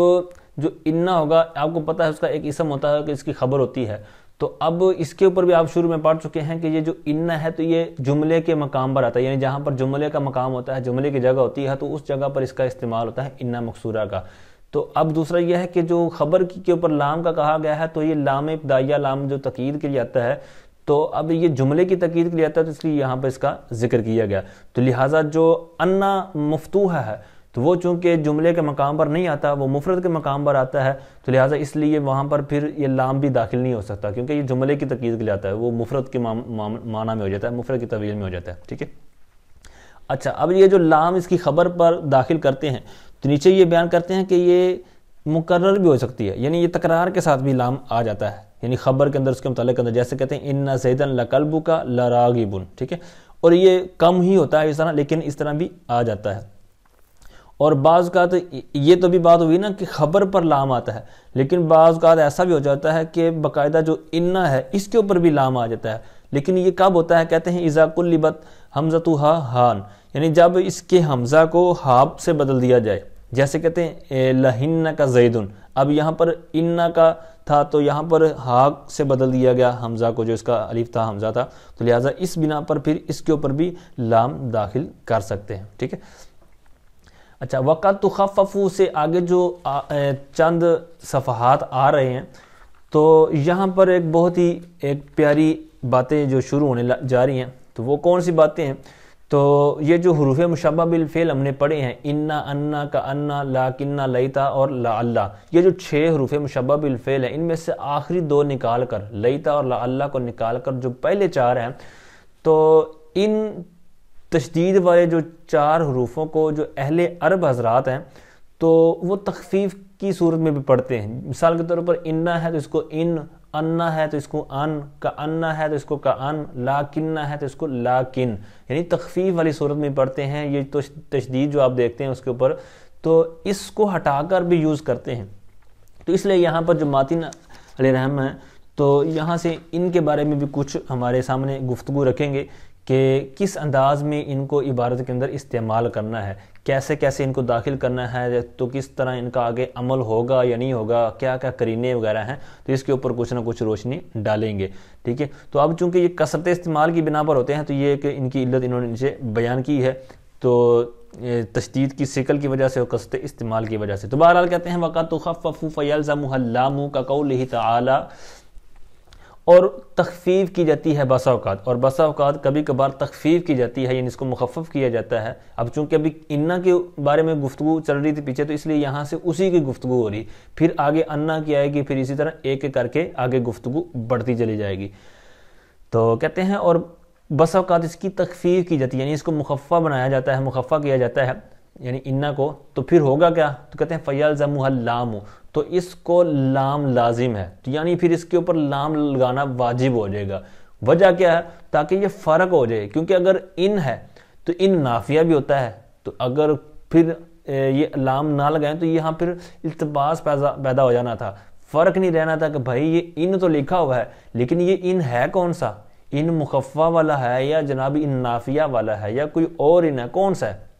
ٹھیک ہے. تو لہٰذا پھر یہ جو لام ہے اس کی جو انہوں نے بیان کیا ہے تو یہ پھر لام وہاں پر اٹیچ کر دیں گے کہ تاکہ یہ فرق رہے کہ بھائی یہ ان نافیہ نہیں ہے بلکہ یہ ان مخففہ والا ان ہے. ٹھیک ہے. جیسے اللہ تعالیٰ کا فرمان وَإِن كُلَّ لَمَّا لَيُوَفِّيَنَّهُمْ، سورہ ہود آیت نمبر 111 کے اندر. تو اب یہاں پر ہم نے کیا دیکھنا ہے؟ ایک تو یہ دیکھیں ان آیا ہوا ہے، یہ انا تھا لیکن اس کی تخفیف کر دی گئی، یہ ان ہو گیا. اچھا پھر دیکھیں کہ یہاں پر جو آگے اس کا اسم ہے کلن، تو یہ منصوب حالت میں موجود ہے. ٹھیک ہے. تو پتہ چلا کہ یہاں پر یہ جو انا جس طرح ایک اس کا اسم ہوتا تھا، ایک اس کی خبر ہوتی تھی، تو یہاں پر بھی وہی صورت نظر آ رہی ہے کہ یہاں پر اس کا اسم نظر آ رہا ہے اور وہ منصوب حالت میں ہے. ٹھیک ہے. اچھا تو آگے پھر ہم نے کس بات پر غور کرنا ہے کہ انہوں نے کہا تھا کہ جب ان مخففہ ہو جائے گا، تخفیف والی صورت ہو جائے گی تو اس کو پھر لام لازم ہو جائے گا. تو یہاں پر لام ہم نے ڈھونڈنا ہے کہ لام کہاں پر ہے. اب لام 2 جگہ پر ہے، لما پر بھی ہے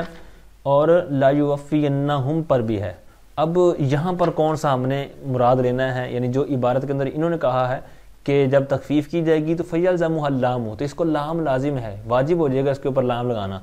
تو اب یہاں پر کون سا ہے؟ کیونکہ یہاں پر تو 2 نظر آ رہے ہیں. تو یہاں پر جو ہے وہ ہے لام، لما کے اندر جو لام ہے نا، یہ والا لام. اب اس کے اندر تھوڑا سا آپ نے غور کرنا ہے کہ یہ جو آگے والا ہے نا لا یوفینہم، تو یہ جو لام ہے یہ جواب قسم ہے. ٹھیک ہے. تو جواب قسم کا جو لام ہے یہ لا یوفینہم پر، اور اس کی جو قسم ہے وہ محذوف ہے. ٹھیک ہے. تو یہ قسم محذوف کا یہ جواب قسم ہے. ٹھیک ہے. اچھا یہ تو اس کے اوپر گفتگو. اب اس کے اوپر تو لام موجود تھا، یہ جو جواب قسم کا میں نے عرض کیا، تو جو یہ جو لام یہ جو ان مخففہ کی وجہ سے لام لے کے آئے وہ ہے لما والا لام. تو اب ایک یہ لام ہو گیا جو ان کی وجہ سے لے کے آئے، اور ایک جو آگے قسم والا. تو اب 2 لام آپس میں جمع ہو رہے تھے، اور یہ 2 لام کا جمع ہو جانا تو یہ کراہت تھی، اس کے اندر مکروہ تھا نحات کے نزدیک. تو لہٰذا پھر درمیان میں فاصلہ کر دیا گیا اس کراہت سے بچانے کے لیے ما زائدہ کا. ٹھیک ہے. تو یہاں پر جو لما میں ہے یہ جو ما ہے تو یہ زائدہ ہے. ٹھیک ہے. امید کرتا ہوں یہ ساری چیزیں آپ سمجھ گئے ہوں گے. یہاں پر ان نافیہ کو آپ نے چیک کرنا ہے، پھر لام کون سا جو انہوں نے کہا تھا لگانا پڑے گا، تو یہ بھی ہم نے ڈھونڈ لیا. اور جو ایک ایکسٹرا لام ہے اس کی بھی میں نے وجہ عرض کر دی کہ وہ کس بنا پر یہاں پر موجود ہے. ٹھیک ہے. اچھا تو اب یہ جو ان کل لما، تو یہاں پر جو ان ہوگا یہ مخففہ من المثقلہ ہوگا، یعنی مخففہ من المثقلہ بھی ایک نام عام طور پر بیان کیا جاتا ہے. تو یہاں پر جو قرات ہے یہ عمل دینے والی قرات ہے، یعنی یہاں پر ان کو یا جو ان مخففہ ہے یہاں پر اس کو عمل دیا گیا ہے. ٹھیک ہے. اچھا اب جو عام طور پر ہم نے کتابیں جو پڑھائی ہیں شروع میں جو ابتدائی طور پر پڑھائی جاتی ہیں تو وہاں پر بھی آپ نے دیکھا ہوگا کہ اس کا جو عمل نہ دینا ہے وہ جو زیادہ ہوتا ہے، یعنی عمل اس میں نہیں دیا، اس کی وجہ کیا وہ میں عرض کرتا ہوں۔ آگے ایک اور کہتے ہیں وَحِينَئِذٍ يَجُوزُ إِلْغَاؤُهَا كَقَوْلِهِ تَعَالَى وَإِن كُلٌّ لَمَّا جَمِيعٌ لَدَيْنَا مُحْضَرُونَ،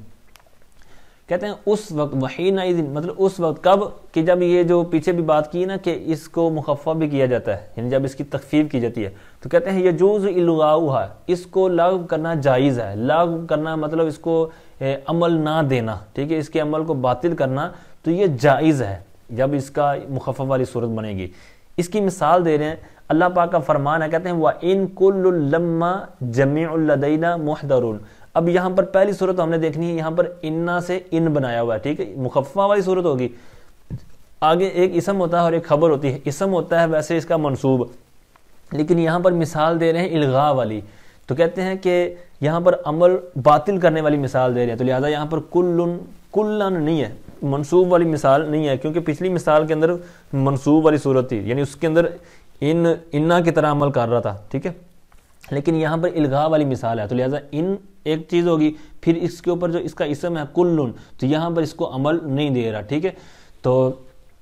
اب تیسری بات کہ وہاں پر لام ہونا ضروری ہے، تو وہ بھی یہاں پر دیکھ رہے ہیں کہ لما، تو اس کے اندر بھی پھر اسی طرح کہ ما زائدہ تاکید کے لیے لے کے آئے ہیں۔ اچھا اب یہ جو کہا گیا ہے کہ ان کے عمل کو باطل کرنا بھی جائز ہے، اس کی کیا وجہ ہے؟ تو وجہ وہی ہے کہ جو ان کا نام ہے کہ حروف مشبہ بالفعل، تو اب ان کی جب افعال فعل کے ساتھ افعال کے ساتھ مشابہت ہی نہ رہی، مشابہت میں کمی آ گئی، تو لہٰذا پھر ان کا جو عمل ہے وہ بھی ختم ہو جائے گا۔ مشابہت کیسے کہ افعال ثلاثی ہوتے ہیں، رباعی ہوتے ہیں، تو لہٰذا یہ بھی ثلاثی تھے، رباعی تھے۔ اب جو انا ہے تو اب انا تو 3 حرفی تھا اور فعل بھی کم از کم 3 جس طرح ثلاثی ہوتا ہے، تو اب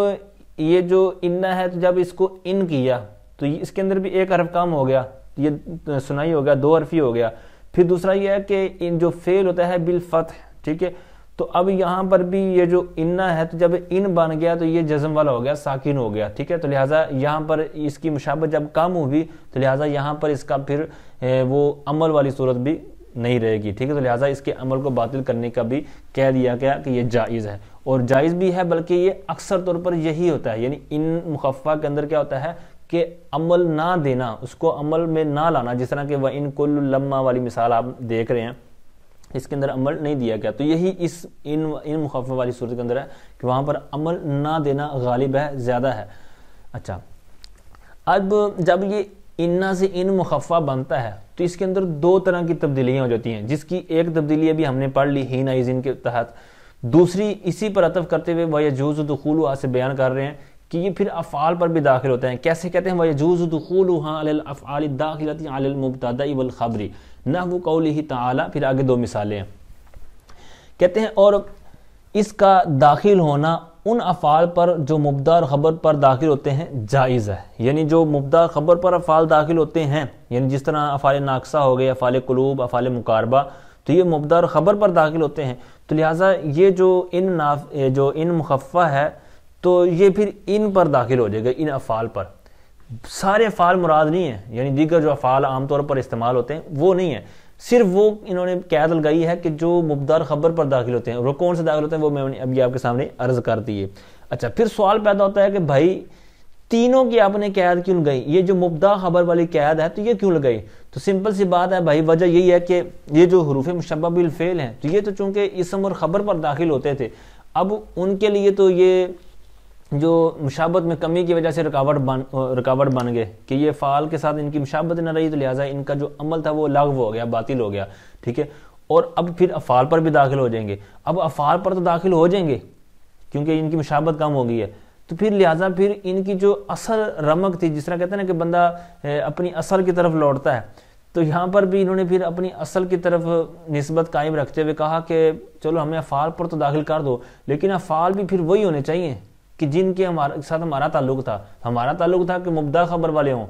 یعنی مبتدا خبر پر ہم داخل ہوتے ہیں، لیکن اب ہم چونکہ افعال پر داخل ہو رہے ہیں تو اب پھر افعال بھی وہ ہونے چاہیے جو ہمارے رشتہ دار ہیں۔ تو ہمارے رشتہ دار کون تھے؟ وہی تھے کہ جو مبتدا خبر ہوں، تو لہٰذا جن کا تعلق مبتدا خبر کے ساتھ ہوگا تو صرف ان افعال پر ہی ہم آئیں گے، ہم اور کسی کے پاس نہیں جائیں گے، ٹھیک ہے۔ اچھا یہ تو تھا بصریوں کا. کوفیوں کا انہوں نے نیچے موقف بیان کیا ہوا, کہتے ہیں کہ سارے افعال ہی ہیں,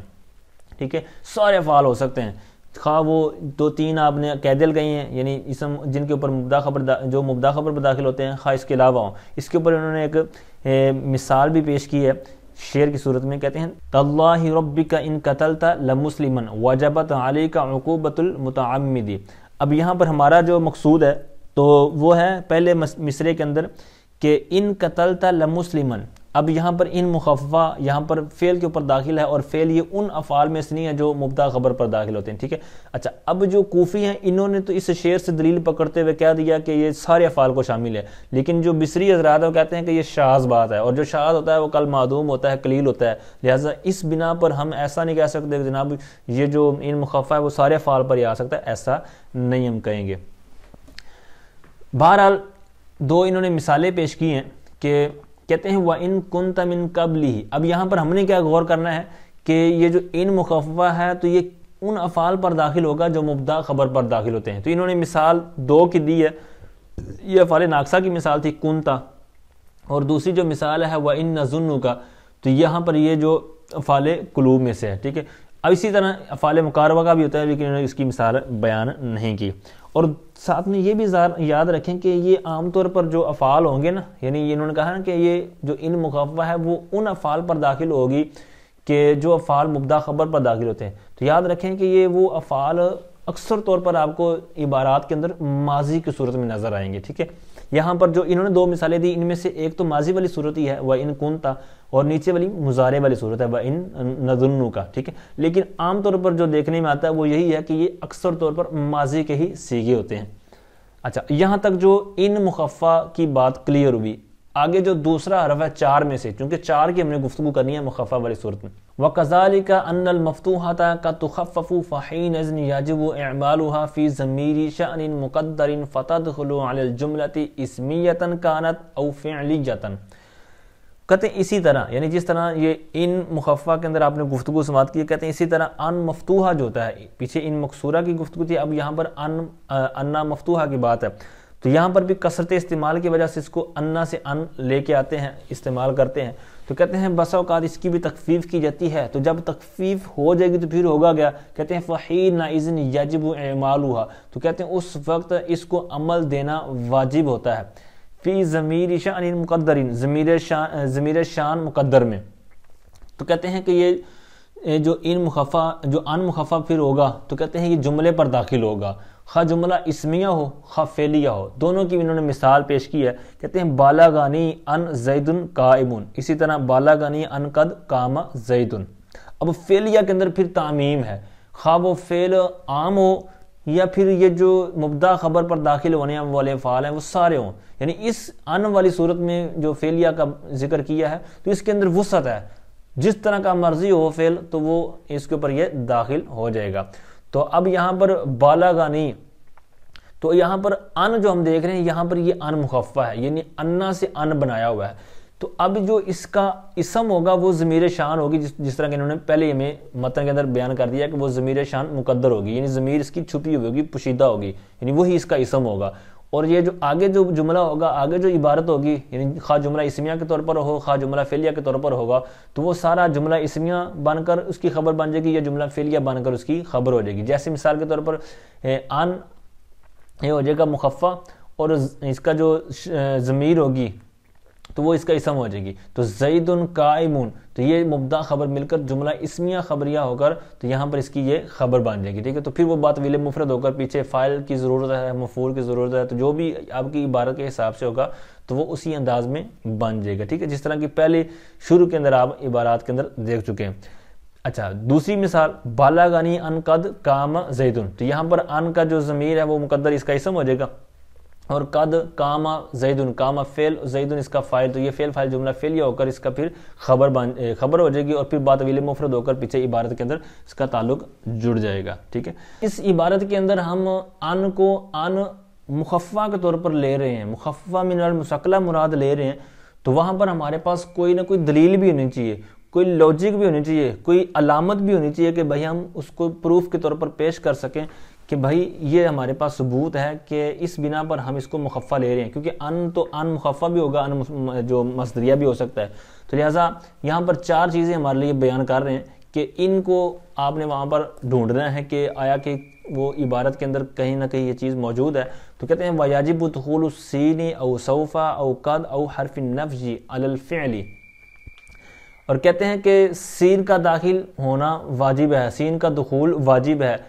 یا پھر سوفا کا دخول واجب ہے، یا قد کا دخول واجب ہے، یا حرف نفی کا دخول واجب ہے فعل پر. یعنی وہاں پر فعل پر یا سین ہوگا یا سوفا ہوگا یا قد ہوگا یا حرف نفی ہوگا، ان میں سے کوئی نہ کوئی وہاں پر ضرور ہوگا. ٹھیک ہے، جیسے اللہ پاک کا فرمان کہتے ہیں عالم ان سیکون منکم مرضی. اب یہاں پر ان ہے، اور ان یہ کون سا ہے؟ تو یہ ہم نے علامت سے غور کرنا ہے. ٹھیک ہے، جیسے کہتے ہیں کہ یہ ان یکون کے اوپر داخل ہے. اب یہاں پر یکون کے اوپر جو انہوں نے کہا کہ یہاں پر فعل کے اوپر کوئی نہ کوئی 4 میں سے کوئی چیز ہوگی، تو یہاں پر سین آیا ہوا ہے. ٹھیک ہے، سین ان سیکون، تو اب یہاں پر سین آیا ہوا ہے، لہٰذا پتہ چلا کہ یہاں پر ان مصدریہ نہیں ہے بلکہ یہ ان مخففہ ہے. اچھا، تو اب یہ جو انہوں نے کہا نا کہ یہ 4 چیزیں علی الفعل، تو یہ فعل پر ان میں سے کوئی کسی نہ کسی کا دخول واجب ہے. تو یہاں پر فعل سے مراد فعل متصرف ہے. ٹھیک ہے، کیونکہ فعل غیر متصرف یعنی جن کی گردانیں نہیں آتی، جس کا 2 عام طور پر مشہور ہیں، عصا ہو گیا یا یہ جو لیسا ہے. ٹھیک ہے، تو یہ غیر متصرفہ ہیں، تو ان کا یہ معاملہ نہیں ہے، کیونکہ ان پر تو ان جو مصدریہ یہ داخل ہی نہیں ہوتا. ٹھیک ہے، تو لہٰذا یہاں پر جب بھی داخل ہوگا افعال غیر متصرفہ پر تو وہ ان مخففہ ہی ہوگا. جس طرح کہ قرآن پاک کے اندر ہے الیس للانسان الا ما سعی. ٹھیک ہے، یہاں پر جو ان ہے تو یہ مصدریات ان کے اوپر جس طرح میں نے شروع میں عرض کر دیا داخل ہی نہیں ہوتا، تو لہٰذا یہاں پر یہ جو افعال غیر متصرفہ پر ان ہوگا تو وہ ان مخففہ ہی ہوگا. اسی طرح عصا کی مثال کہ وَأَنْ عَسَىٰ أَنْ يَكُونَ، تو یہاں پر بھی جو ان ہے وہ یہی ہے کہ ان یہ مخففہ ہے، مصدریہ ان کے اوپر داخل ہی نہیں ہوتا. ٹھیک ہے، تو یہاں پر ایک قید جو علی الفعل کی وہ اوپر آپ نے ذہن نشین رکھنی ہے کہ متصرف فعل مراد ہے، غیر متصرف نہیں ہے. اب یہ جو 4 حروف تھے سین، سوفا، قد اور حرف نفی، انہوں نے صرف سین کی مثال دی تھی، بقیہ 3 کی مثال بھی موجود ہے، وہ نیچے حاشیے میں. سوفا کی مثال انہوں نے شعر کے ذریعے بیان کی ہے، کہتے ہیں وَعْلَمْ فَعِلْمُ الْمَرْءِ يَنْفَعُهُ أَنْ سَوْفَ يَأْتِي كُلُّ مَا قُدِّرَ. اب یہاں پر سوفا کے یعنی ان سوفا کے ذریعے یہاں پر فرق کیا گیا ہے، اور یہاں پر ایک علامت ہمیں بیان کی گئی ہے. اور دوسری جو قد والی مثال ہے، جیسے کہتے ہیں لِيَعْلَمَ أَنْ قَدْ أَبْلَغُوا رِسَالَاتِ رَبِّهِمْ. ٹھیک ہے، تو یہاں پر فعل پر ان آیا ہے، تو لہٰذا یہاں پر علامت بھی ہمیں بیان کر دی کہ یہاں پر قد آیا ہوا ہے. ٹھیک ہے، اب یہ جو 3 ہیں تو ان مصدریہ کے درمیان فرق کرنے کے لیے یہ 3 تو چلو کلیئر ہوئے، لیکن یہ جو کیونکہ یہ جمع آپس میں نہیں ہوتے، اور جو چوتھی بات تھی حرف نفی والی، تو وہ چونکہ ان مصدریہ کے ساتھ بھی آ جاتا ہے، ان مخففہ والی صورت میں بھی آ جاتا ہے، تو پھر وہاں پر فرق کیسے ہوگا؟ تو اس کی پہلے مثال دیکھتے کہتے ہیں افلا یرون اللہ یرجع الیہ. ٹھیک ہے، اچھا اب یہاں پر یرجع اس کے اوپر ان آیا ہوا ہے، ساتھ میں لا بھی ہے، لیکن پھر وہ آپس میں ان کا ادغام ہو گیا. تو بہرحال یہاں پر اللہ یرجع یہاں پر ہمارا مقصود ہے. تو اب یہ جو لا حرف نفی ہے تو یہ ان مصدریہ کے ساتھ بھی آ جاتا ہے، اور یہ جو ان مخففہ اس پر بھی آ جاتا ہے. تو ان کے اندر پھر کیسے پتہ چلے گا کہ بھائی یہ، کیونکہ وہ تو آپس میں جمع ہوتے نہیں تھے. ٹھیک ہے، اچھا تو اس کی علامت کیا ہے؟ تو اس کی 2 انہوں نے قرینے بیان کی ہیں، من حیث یہ جو من حیث المعنی من حیث اللفظ سے. تو اب یہاں سے بیان کرتے ہیں کہ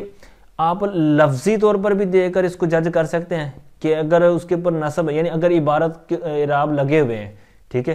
یا آپ کو کس نے لگا دی ہیں یا عبارت پر لگے ہوئے تھے، مطلب عبارت سے آپ دیکھنا چاہ رہے ہیں، تو پھر وہاں پر کیا ہوگا کہ آپ نے دیکھنا ہے کہ آیا کہ اس نے نصب دیا ہے یا نہیں. کیونکہ اگر نصب دیا ہوگا تو ڈائریکٹ بات چل جائے گا وہ ناصبہ ہے، مصدریہ ہے، اور اگر اس کو نصب نہیں دیا ہوا تو پھر کلیئر ہو جائے گا کہ بھائی یہ ناصبہ مصدریہ نہیں ہے بلکہ یہ مخففہ ہے. ٹھیک ہے، کیونکہ مخففہ نے تو اس کو دینا ہی نہیں ہے، کیونکہ جس طرح عالم ان سیکون کے اندر آپ نے دیکھ لیا ہے مخففہ میں. یہ دو گی لفظی صورت میں کہ لفظی قرینہ آپ کے پاس ہوگا کہ عبارت کے اندر نصب آیا ہے یا نہیں. اب عبارت پر اعراب نہیں لگے ہوئے اور بندے کو خود بھی اتنا لفظی طور پر نہیں سمجھ آ رہا، تو پھر آپ نے معنوی طور پر دیکھنا ہے کہ اگر تو اس نے استقبال کے ساتھ خاص کر دیا ہے تو پھر تو آپ کو پتہ چل جائے گا کہ یہ جو مصدریہ ہے، اور اگر نہیں کیا تو پھر آپ کو پتہ چل جائے گا کہ یہ مخففہ ہے. ٹھیک ہے، تو بہرحال آگے آخر میں اس کی ترکیب بیان کر رہے ہیں جو کہ آپ نے اوپر سماعت کر لی ہے. تو کہتے ہیں وَالضَّمِيرُ الْمُسْتَتِرُ اسم ان والجملۃ خبرها،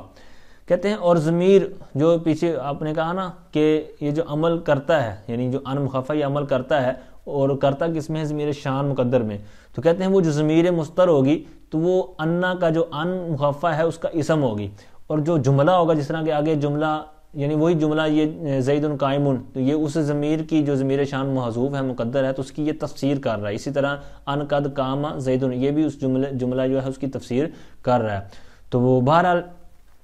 وہ اس کی کیا بنے گا؟ خبر بنے گا۔ کہتے ہیں والجملۃ خبرها، اور یہ جملہ اس کی خبر ہے۔ اچھا یہاں پر سید سوفا قد یہ جو کہا گیا، تو یہاں پر اگر آپ نے غور کیا ہو تو زبردست کہ سوفا پر الف لام نہیں ہے لیکن سین پر الف لام آیا ہوا ہے، تو اس کی کیا لاجک ہے، کیا وجہ ہے؟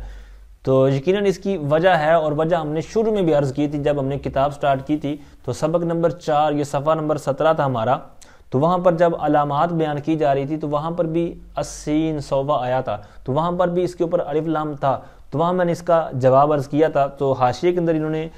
اس کی 6 صورتیں بیان کی تھیں کہ سین جو ہوتا ہے وہ 6 طرح کا ہوتا ہے، 5 تو فعل کے ساتھ خاص ہیں، ان میں سے ایک طلب کے لیے ہے، ایک لوجود الشیء علی صفت، اسی طرح تیسری تحویل کے لیے، اور چوتھی سین استقبال والی۔ تو یہاں پر ہماری مقصود تھی جو متن کے اندر اوپر ادھر اسباق کے اندر، اور اسی آج کا جو سبق ہے اس کے اندر بھی وہی ہے 4 نمبر والی، اور اس کے علاوہ سین زیادت کی بھی ہوتی ہے یعنی زائد ہوتی ہے، اسی طرح سین سکتہ والی، ٹھیک ہے۔ آگے فرماتے ہیں وَكَأَنَّ لِتَشْبِيهِ نَحْوُ كَأَنَّ زَيْدًا عَلَى صَدُ، اور کأنّا تشبیہ کے لیے ہے یعنی انشاء تشبیہ کے لیے ہے، جیسے کأنّ زیدن علی صدو،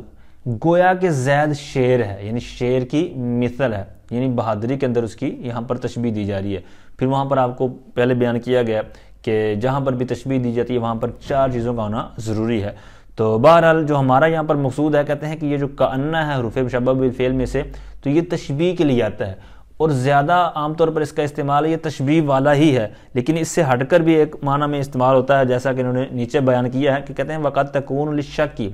کہتے ہیں کبھی یہ جو کأنّ ہے یہ شک کے لیے بھی آتا ہے، وہاں پر تشبیہ مقصود نہیں ہوتی، جیسے مثال دیتے ہیں کأنّک تمشی، ٹھیک ہے۔ اچھا اب یہ جو کأنّ حرف مشبہ بالفعل ہے، تو اب آیا کہ یہ اپنی اصل حالت پر ہے، یعنی یہ مستقل اسی طرح کا یہ حرف ہے کأنّ، جس طرح کہ انا انا کے بارے میں آپ نے پہلے سماعت کیا کہ انا یہ اسی طرح اصل ہے، اسی طرح انا، تو اب آیا کہ کیا یہ بھی اسی طرح مطلب بالکل اپنی اصل پر ہے، ٹھیک ہے، مستقل حرف ہے، یا اس کے اندر بھی کوئی چینجنگ ہوئی ہے؟ تو اس بارے میں اختلاف ہے نحات کا۔ تو جو امام خلیل اور ان کے جو متبعین ہیں، جو ان کے فالور ہیں، تو وہ اس طرف گئے ہیں کہ یہ مرکب ہے، جس طرح کہ آگے متن کے اندر واہوا مرکب، ان سے میں بات عرض کرتا ہوں۔ تو ان کے نزدیک یہ ہے کہ یہ مرکب ہے، انا اور کاف جو تشبیہ کا ہے ان سے، لیکن جو جمہور حضرات ہیں نحوی، تو ان کے نزدیک کہتے ہیں کہ جس طرح انا انا وغیرہ جو اس کے دیگر نظائر ہیں وہ مستقل ہیں اپنے حروف اپنی اصل پر ہیں، تو اسی طرح یہ بھی اپنی اصل پر ہیں، یہ مستقل حروف ہیں۔ اچھا یہ تو جمہور کا مذہب ہے، موقف ہے، لیکن جو امام خلیل نحوی ہیں اور ان کے جو فالورز ہیں تو ان کا جو موقف ہے کہ یہ مرکب ہے، تو جو صاحب ہدایت النحو ہیں تو ان کے نزدیک ان دونوں گروہوں میں سے جو پسندیدہ مذہب تھا وہ امام خلیل نحوی کا تھا، تو انہوں نے پھر مذہب متن کے اندر بھی اسی کو لکھا ہے، اسی کو تحریر کیا ہے، ٹھیک ہے۔ تو اب وہو مرکب عبارت کا پس منظر میں نے آپ کے سامنے رکھ دیا، ٹھیک ہے۔ تو اب اوپر بڑھیے، کہتے ہیں کہ وہو مرکب من کاف تشبیہ و ان المقصورۃ، وہو کا مرجع یہی کأنّ، یعنی جو کأنّ تشبیہ کے لیے آتا ہے، کہتے ہیں کہ یہ جو کأنّ ہے کہتے ہیں وہ مرکب ہے کاف تشبیہ اور انا مقصورہ کے ساتھ، یعنی انا مقصورہ سے، تو یعنی یہ 2 حرفوں کا یعنی کاف تشبیہ اور انا مقصورہ سے یہ مرکب ہے، ان دونوں کو ملا کر یہ بنا ہے۔ اچھا اب جب ان دونوں کی جو اصل ہے وہ بیان کر دی کہ کاف تشبیہ اور انا مقصورہ سے یہ مرکب ہے، پھر ایک سوال پیدا ہوا، ایک اعتراض ہو گیا کہ بھائی آپ جب یہ کہہ رہے ہیں کہ یہ کاف تشبیہ اور انا مقصورہ سے مرکب ہے تو آپ پڑھتے تو اس کو مفتوحہ ہے یعنی کأنّ پڑھتے ہیں، اگر آپ کی بات یہ سچی ہے تو پھر آپ اس کو یوں پڑھیں نا کأنّ، یعنی انا کی صورت میں پڑھیں، اس کو کأنّ کیوں پڑھتے ہیں؟ آگے اس کا جواب دے رہے ہیں وَإِنَّمَا فُتِحَتِ لِتَقَدُّمِ الْكَافِ عَلَيْهَا، بلا شبہ اس کو فتح دیا گیا ہے اس پر کاف کے مقدم ہونے کی وجہ سے، یعنی یہ جو کاف جا رہا ہے تو یہ جب اس کے اوپر مقدم ہو گیا تو اب وہ شروع میں نہ رہا، تو اس لیے یہاں پر اس کو فتح دیا گیا۔ اور جو انا مفتوحہ والی صورتیں جو ہم نے پیچھے پڑھی ہیں تو وہاں پر آپ کو پتہ ہے کہ جر کے بعد جو آتا ہے وہاں پر بھی انا ہی پڑھا جاتا ہے، جس طرح کہ اس کی آپ نے تقریباً چوتھی یا پانچویں صورت ہم نے جو پڑھی تھی، ٹھیک ہے۔ تو لہٰذا جو انا پڑھ رہے ہیں اس کے اوپر بھی ہمارے پاس دلیل ہے، اور جو اس پر جس سے یہ مرکب ہے تو وہ پیچھے ہم نے بیان کر دیا کہ یہ کاف تشبیہ اور انا سے مرکب ہے۔ اچھا، اب یہ پڑھا تو انا جا رہا ہے جس طرح کانا، لیکن یہاں پر جو معنی کے اعتبار سے آپ دیکھیں گے تو یہ انا ہی یہاں پر موجود ہے، ٹھیک ہے۔ جس طرح کہ کانا زیدن الاسد کی انہوں نے اس کے معنوی طور پر آگے مثال کو وضاحت کے ساتھ لکھا ہے کہ ان زیدن کل اسدی، یعنی بے شک زید شیر کی مثل ہے، تو یہاں پر وہ معنی موجود ہے، ٹھیک ہے۔ اچھا، اب پھر یہ کہ یہ مرکب ہے کاف تشبیہ اور انا سے، اور اس کی اصل جو ابھی بیان کی گئی کہ ان زیدن کل اسدی، تو اب اس کو پھر انا جب کہا گیا تو کاف کو مقدم کرنے کی کیا وجہ ہے؟ تو وجہ وہی ہے کہ یہ جو انشاء تشبیہ کے لیے چونکہ وضع کیا گیا ہے تو یہ شروع سے ہی اس بات پر دلالت کر دے کہ یہاں پر تشبیہ دی جا رہی ہے، ٹھیک ہے۔ تو یہ اول امر سے ہی اس بات پر دلالت کرے تو اس لیے اس کو مقدم کیا گیا ہے۔ اب اس مثال کی عبارت کس انداز میں ہو جائے گی؟ کہتے ہیں تقدیرہ ان زیدن کل اسدی، بے شک زید شیر کی مثل ہے، شیر کی طرح ہے۔ آگے فرماتے ہیں وقد تخفف فتلغى نحو کان زید اسد، اور کبھی کبھار بسا اوقات اس کی تخفیف کی جاتی ہے، یعنی کانا کو مخفف کر دیا جاتا ہے، اس کی تخفیف کی جاتی ہے۔ تو جب تخفیف کر دی جاتی ہے یعنی اس کی تشدید ختم کر دی جاتی ہے تو پھر ہوتا کیا؟ کہتے ہیں فتلغا، تو یہ پھر ملغا ہو جاتا ہے، یعنی ملغا عن العمل ہو جاتا ہے، اس کو عمل سے لغو کر دیا جاتا ہے، یعنی گویا کہ وہاں پر پھر اس کا اسم منصوب اور خبر مرفوع والی صورت نہیں رہتی۔ جیسے کہتے ہیں کان زید اسد، اب یہاں پر ہونا کیا چاہیے تھا کہ کان زید اسد، لیکن یہاں پر جب اس کو تخفیف دی گئی، تخفیف مخفف کیا گیا، تو لہٰذا یہاں پر پھر آگے زید اسد یہ جملہ اسمیہ کے طور پر آپ کے سامنے مرفوع حالت میں نظر آ رہے ہیں۔ تو اب چونکہ اس کی مشابت جب فوت ہوگی تو لہٰذا اس بنا پر اس کے اوپر انہوں نے شعر بھی نیچے بیان کیا، کہتے ہیں وَنَحْرِ مُشْرِكِ اللَّوْنِ كَأَنْ صَدِيَاهُ خِقَّانِ۔ اچھا، پھر آگے جو ہم نے ابتدائی کتاب کے اندر بھی پڑھا تو وہ میں بعد میں عرض کرتا ہوں، یہاں پر کہتے ہیں کہ اب اس کا جو اسم جو ضمیر شان، جس طرح ان کے بارے میں آپ نے بھی سماعت کی تھی، تو اب جو اس کا اسم ہوگا وہ آپ ضمیر شان بھی نکال سکتے ہیں، جیسے کہ کہتے ہیں کہ تخفیف کے بعد ضمیر شان مقدر کی جا سکتی ہے، یہ بھی جائز ہے جس طرح ان مخفف کے اندر تھا، اور یہ بھی جائز ہے کہ آپ اس کو مقدر نہ کریں، ٹھیک ہے۔ اچھا، اب یہ تو انہوں نے جو نیچے بیان کیا، اب جو ہم نے خلاصۃ نحو کے اندر پڑھا تھا وہ بھی میں آپ کے سامنے رکھ دیتا ہوں تاکہ ایک بات کلیئر ہو جائے۔ تو وہاں پر دو اصول بیان کیے گئے تھے کان کے بارے میں، تو ایک تو یہ تھا نمبر 4 کہ کان مخففہ بھی عمل کرتا ہے، اس کا اسم ظاہر بھی ہوتا ہے اور ضمیر شان بھی، ٹھیک ہے، جس طرح کے اوپر وہ مثال تھی کان زید اسد، تو کہتے ہیں کہ اس کا جو اسم ہوگا وہ اس میں ظاہر بھی ہو سکتا ہے ضمیر شان بھی، تو اس مثال کے اندر آپ اس کی نکال سکتے ہیں، یعنی گویا کہ کانہ زید اسد آپ کر سکتے ہیں کہ وہ جو جملہ ہے اسد زید اسد وہ اس ضمیر شان کی تفسیر کر رہا ہوگا، ٹھیک ہے، اور اس میں جو اسم ہوگا وہ ظاہر بھی ہو سکتا ہے، جیسے کان ہندن کامرن، ٹھیک ہے۔ تو اس انداز میں یہ دونوں انہوں نے صورتیں بیان کی ہیں۔ ایک اور انہوں نے اس کا اصول بیان کیا تھا، تو نمبر 5 پہ لکھا ہے کہ کان مخففہ کی خبر جملہ فعلیہ ہو تو اس میں لم یا قد کا ہونا ضروری ہے، یعنی جملہ فعلیہ ہے تو وہاں پر اب اوپر جو مثال میں نے عرض کی وہ جملہ اسمیہ کی تھی۔ اچھا،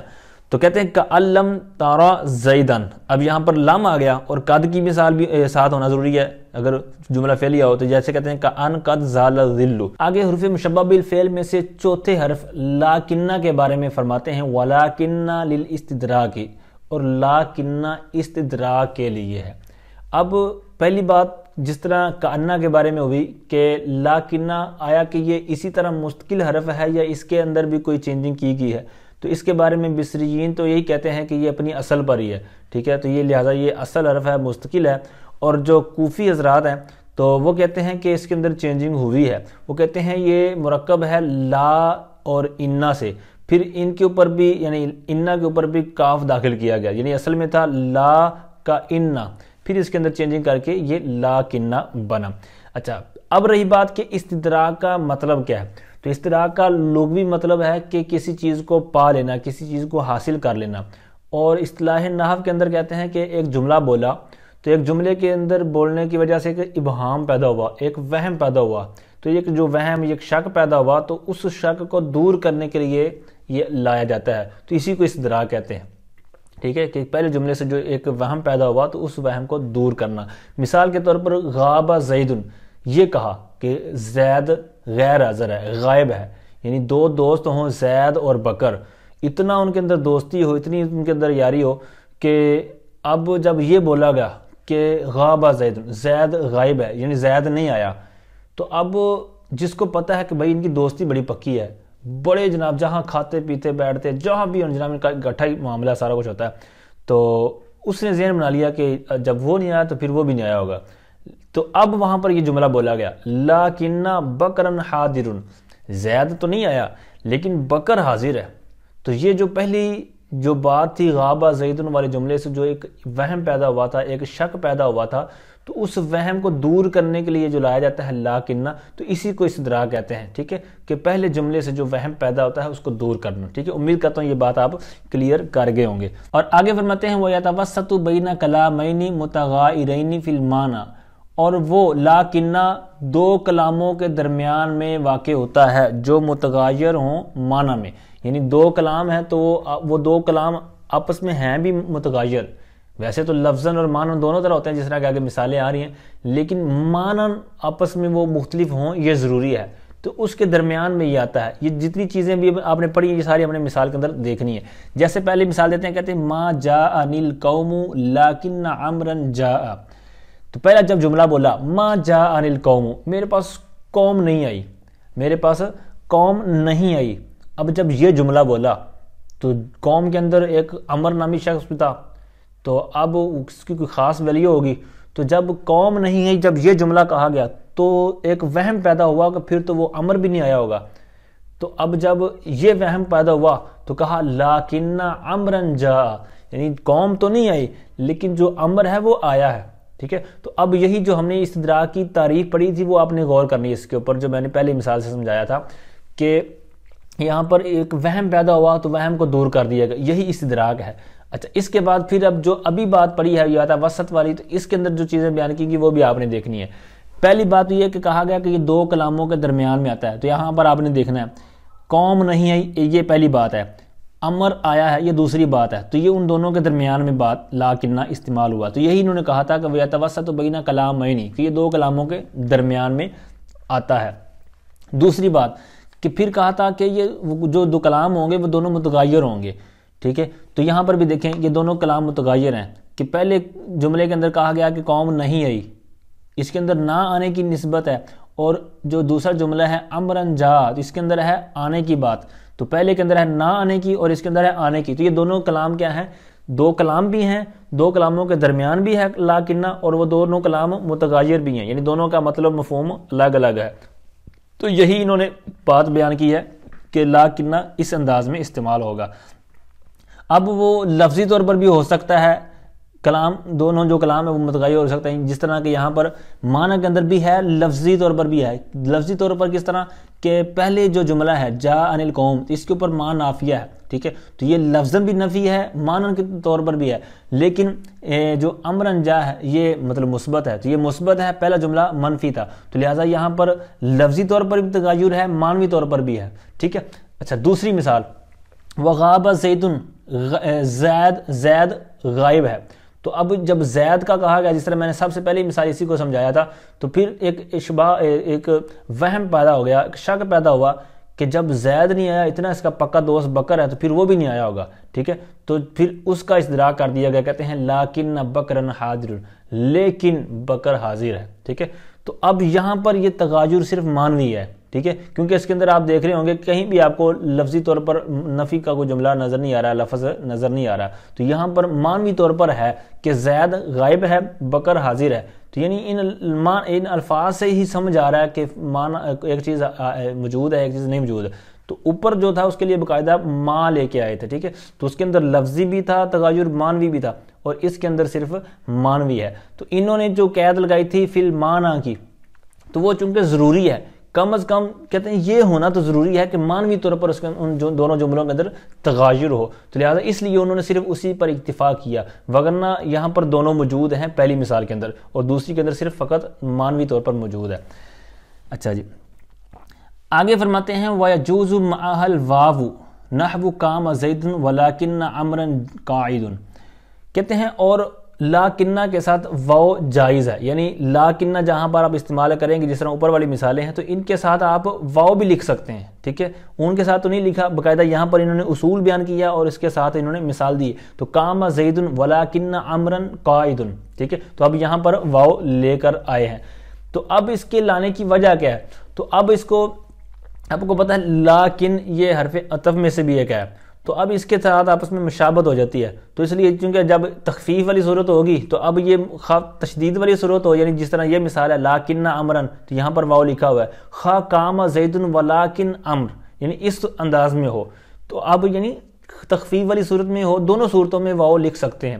اب تخفیف والی صورت جب ہو تو اب اس کے اندر پھر ایک وہم پیدا ہونا تھا کہ پتہ نہیں یہ جو مخففہ والی صورت ہے یعنی لاکنہ میں سے یا پھر یہ حرف عطف ہے لاکن، تو یہ ایک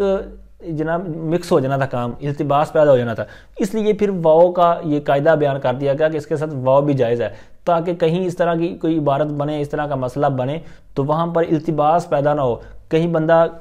گم نہ ہو جائے کہ بھائی پتہ نہیں اب کیا بنے گا۔ تو بھائی بننا کیا ہے، آپ نے یہ یاد رکھنا ہے کہ اگر حرف عطف ہوتا وہ لاکن تو اس کے اوپر تو اور حرف عطف داخل ہی نہیں کر سکتے، لیکن یہ چونکہ اس کے اوپر واو آیا ہوا ہے تو پتہ چل جائے گا وہاں پر کہ یہاں پر لاکنہ ہے یا لاکن مخففہ ہے، ٹھیک ہے۔ اچھا، پھر رہی بات کہ یہ جو واو داخل کرتے ہیں تو یہ واو ہے کون سی، اس کو نام کون سا دیں گے، تو اس کے بارے میں انہوں نے نیچے بہت زبردست گفتگو کی ہے۔ کہتے ہیں یا تو یہ جو واو ہے یہ عاطفہ ہوگی، یعنی بعض کے نزدیک یہ ہے کہ یہ عاطفہ ہوگی تو یہ پھر جملے کا جملے پر عطف ہوگا، بعض کہتے ہیں یہ اعتراضیہ ہوگی، اور اعتراضیہ والی جو بات ہے یہی جو امام رضی ہیں بہت زبردست نحوی ہیں، تو انہوں نے کہا کہ یہ جو قول ہے یہ ازہر ہے، یہ بڑا زبردست ہے۔ اس کی وجہ یہ ہے کہ یہ چونکہ واو جو یہاں پر جس کا ہم نے ابھی ذکر کیا ہے کہ یہ واو لے آتے ہیں یہاں پر، تو یہ واو جو جمع کے لیے انہوں نے کہا ہے تو یہ تو جمع کرنے کے لیے تو آتی نہیں ہے، ٹھیک ہے، جمع یہاں پر کیسے کریں گے استدراک والی صورت میں، کیونکہ اس کے اندر تو دونوں کا حکم ایک ہوتا ہی نہیں ہے۔ مثال کے طور پر یہ جو اوپر بات کی گئی کہ ما جان القوم، تو اب یہاں پر اگر واو ساتھ لگائیں تو یہاں پر ایک چیز تو بیان کی جا رہی ہے کہ قوم نہیں آئی، اور واو ساتھ لگا دیں گے تو ایک سائڈ پہ بیان کر رہے ہیں کہ امر آیا، تو اب ان دونوں کا حکم ہی الگ الگ ہے، ایک تو نہیں آیا ایک طرف ہے آیا، تو ان کو آپس میں جمع کیسے کریں گے؟ یہ تو ایک وہم کو دور کرنے کے لیے، نہیں ایک وہم کا ازالہ کرنے کے لیے لائے گی ہے، لہٰذا یہ واو اعتراضیہ ہے، ٹھیک ہے، ایک وہم کو دور کرنے کے لیے لائے گی، لہٰذا اس کو واو اعتراضیہ کہنا یہ ازہر ہے، زبردست ہے اور اولا ہے۔ تو بہرحال آگے آخری اس کا جو اصول ہے، جس طرح کہ میں نے کہا تھا کہ 4 حروف ہیں جن کو تخفیف کے طور پر حروف مشبہ بالفعل میں سے لیتے ہیں، تو ان میں سے اس کا آخری کا حکم بیان کر رہے ہیں، کہتے ہیں وَقَدْ تُخَفَّفُ فَتُلْغَى،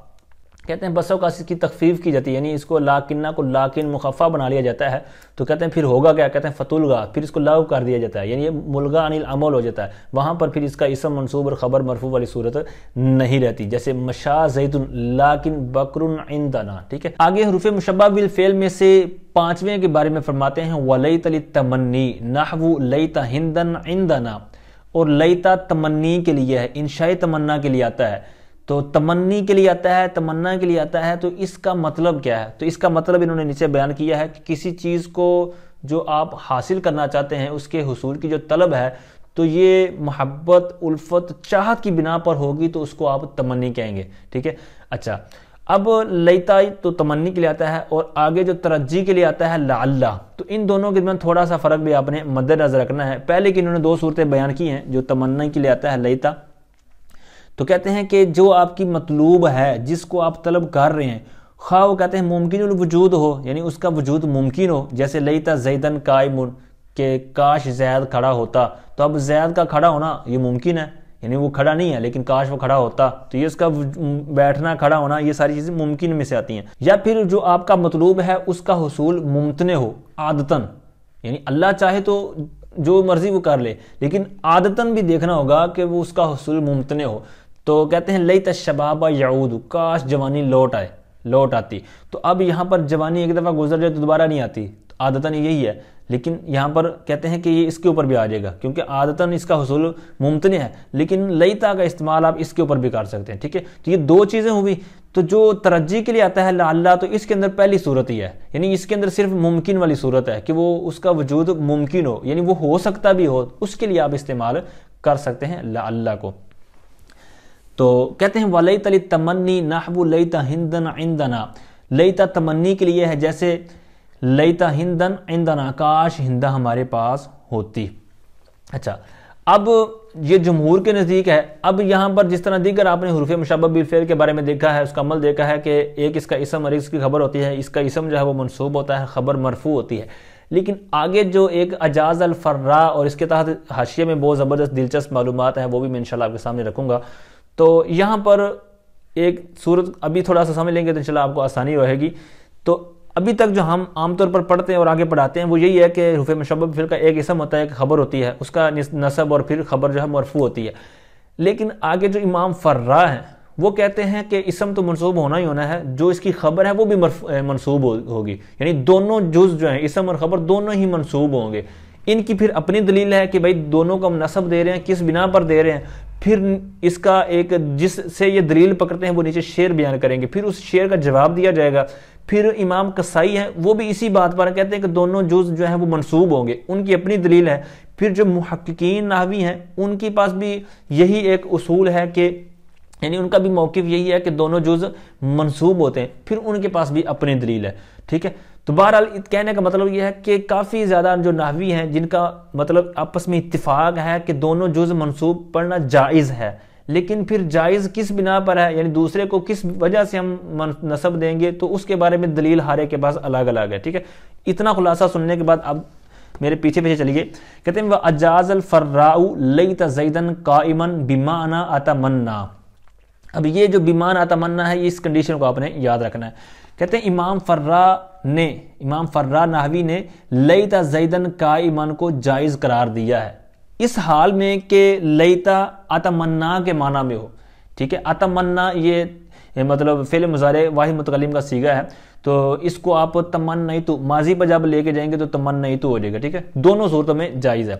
اچھا، تو جب امام فراء کہتے ہیں کہ یہ لیتا زیدن قائمن، یعنی جب اس کے اسم اور خبر دونوں کو آپ مطلب نصب والی صورت میں لے کر آنا چاہیں گے لیتا کے، تو پھر وہاں پر جو لیتا ہے وہ اتمنا کے معنی میں ہوگا۔ تو اتمنا جو ہے تو مطلب فعل مضارع سے لے آئیں، خواہ تمنیتو لے آئیں، ٹھیک ہے، یہ دونوں آپ کے پاس اختیار ہیں۔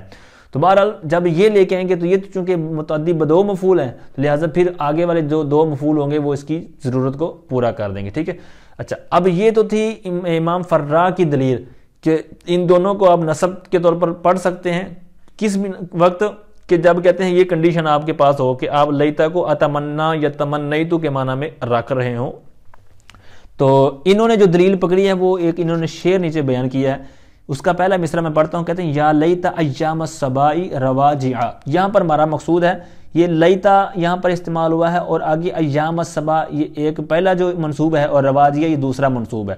تو انہوں نے یہاں سے دلیل پکڑی ہے کہ یہاں پر لیتا کا استعمال ہوا ہے اور اس کے بعد جو اس کا اسم اور خبر جس کو بنانا چاہیے تھا یہاں پر وہ دونوں ہی منصوب ہے، تو لہٰذا اس بنا پر انہوں نے کہا کہ میں بھی کہتا ہوں کہ یہ اس کے دونوں کو آپ نصب دے سکتے ہیں،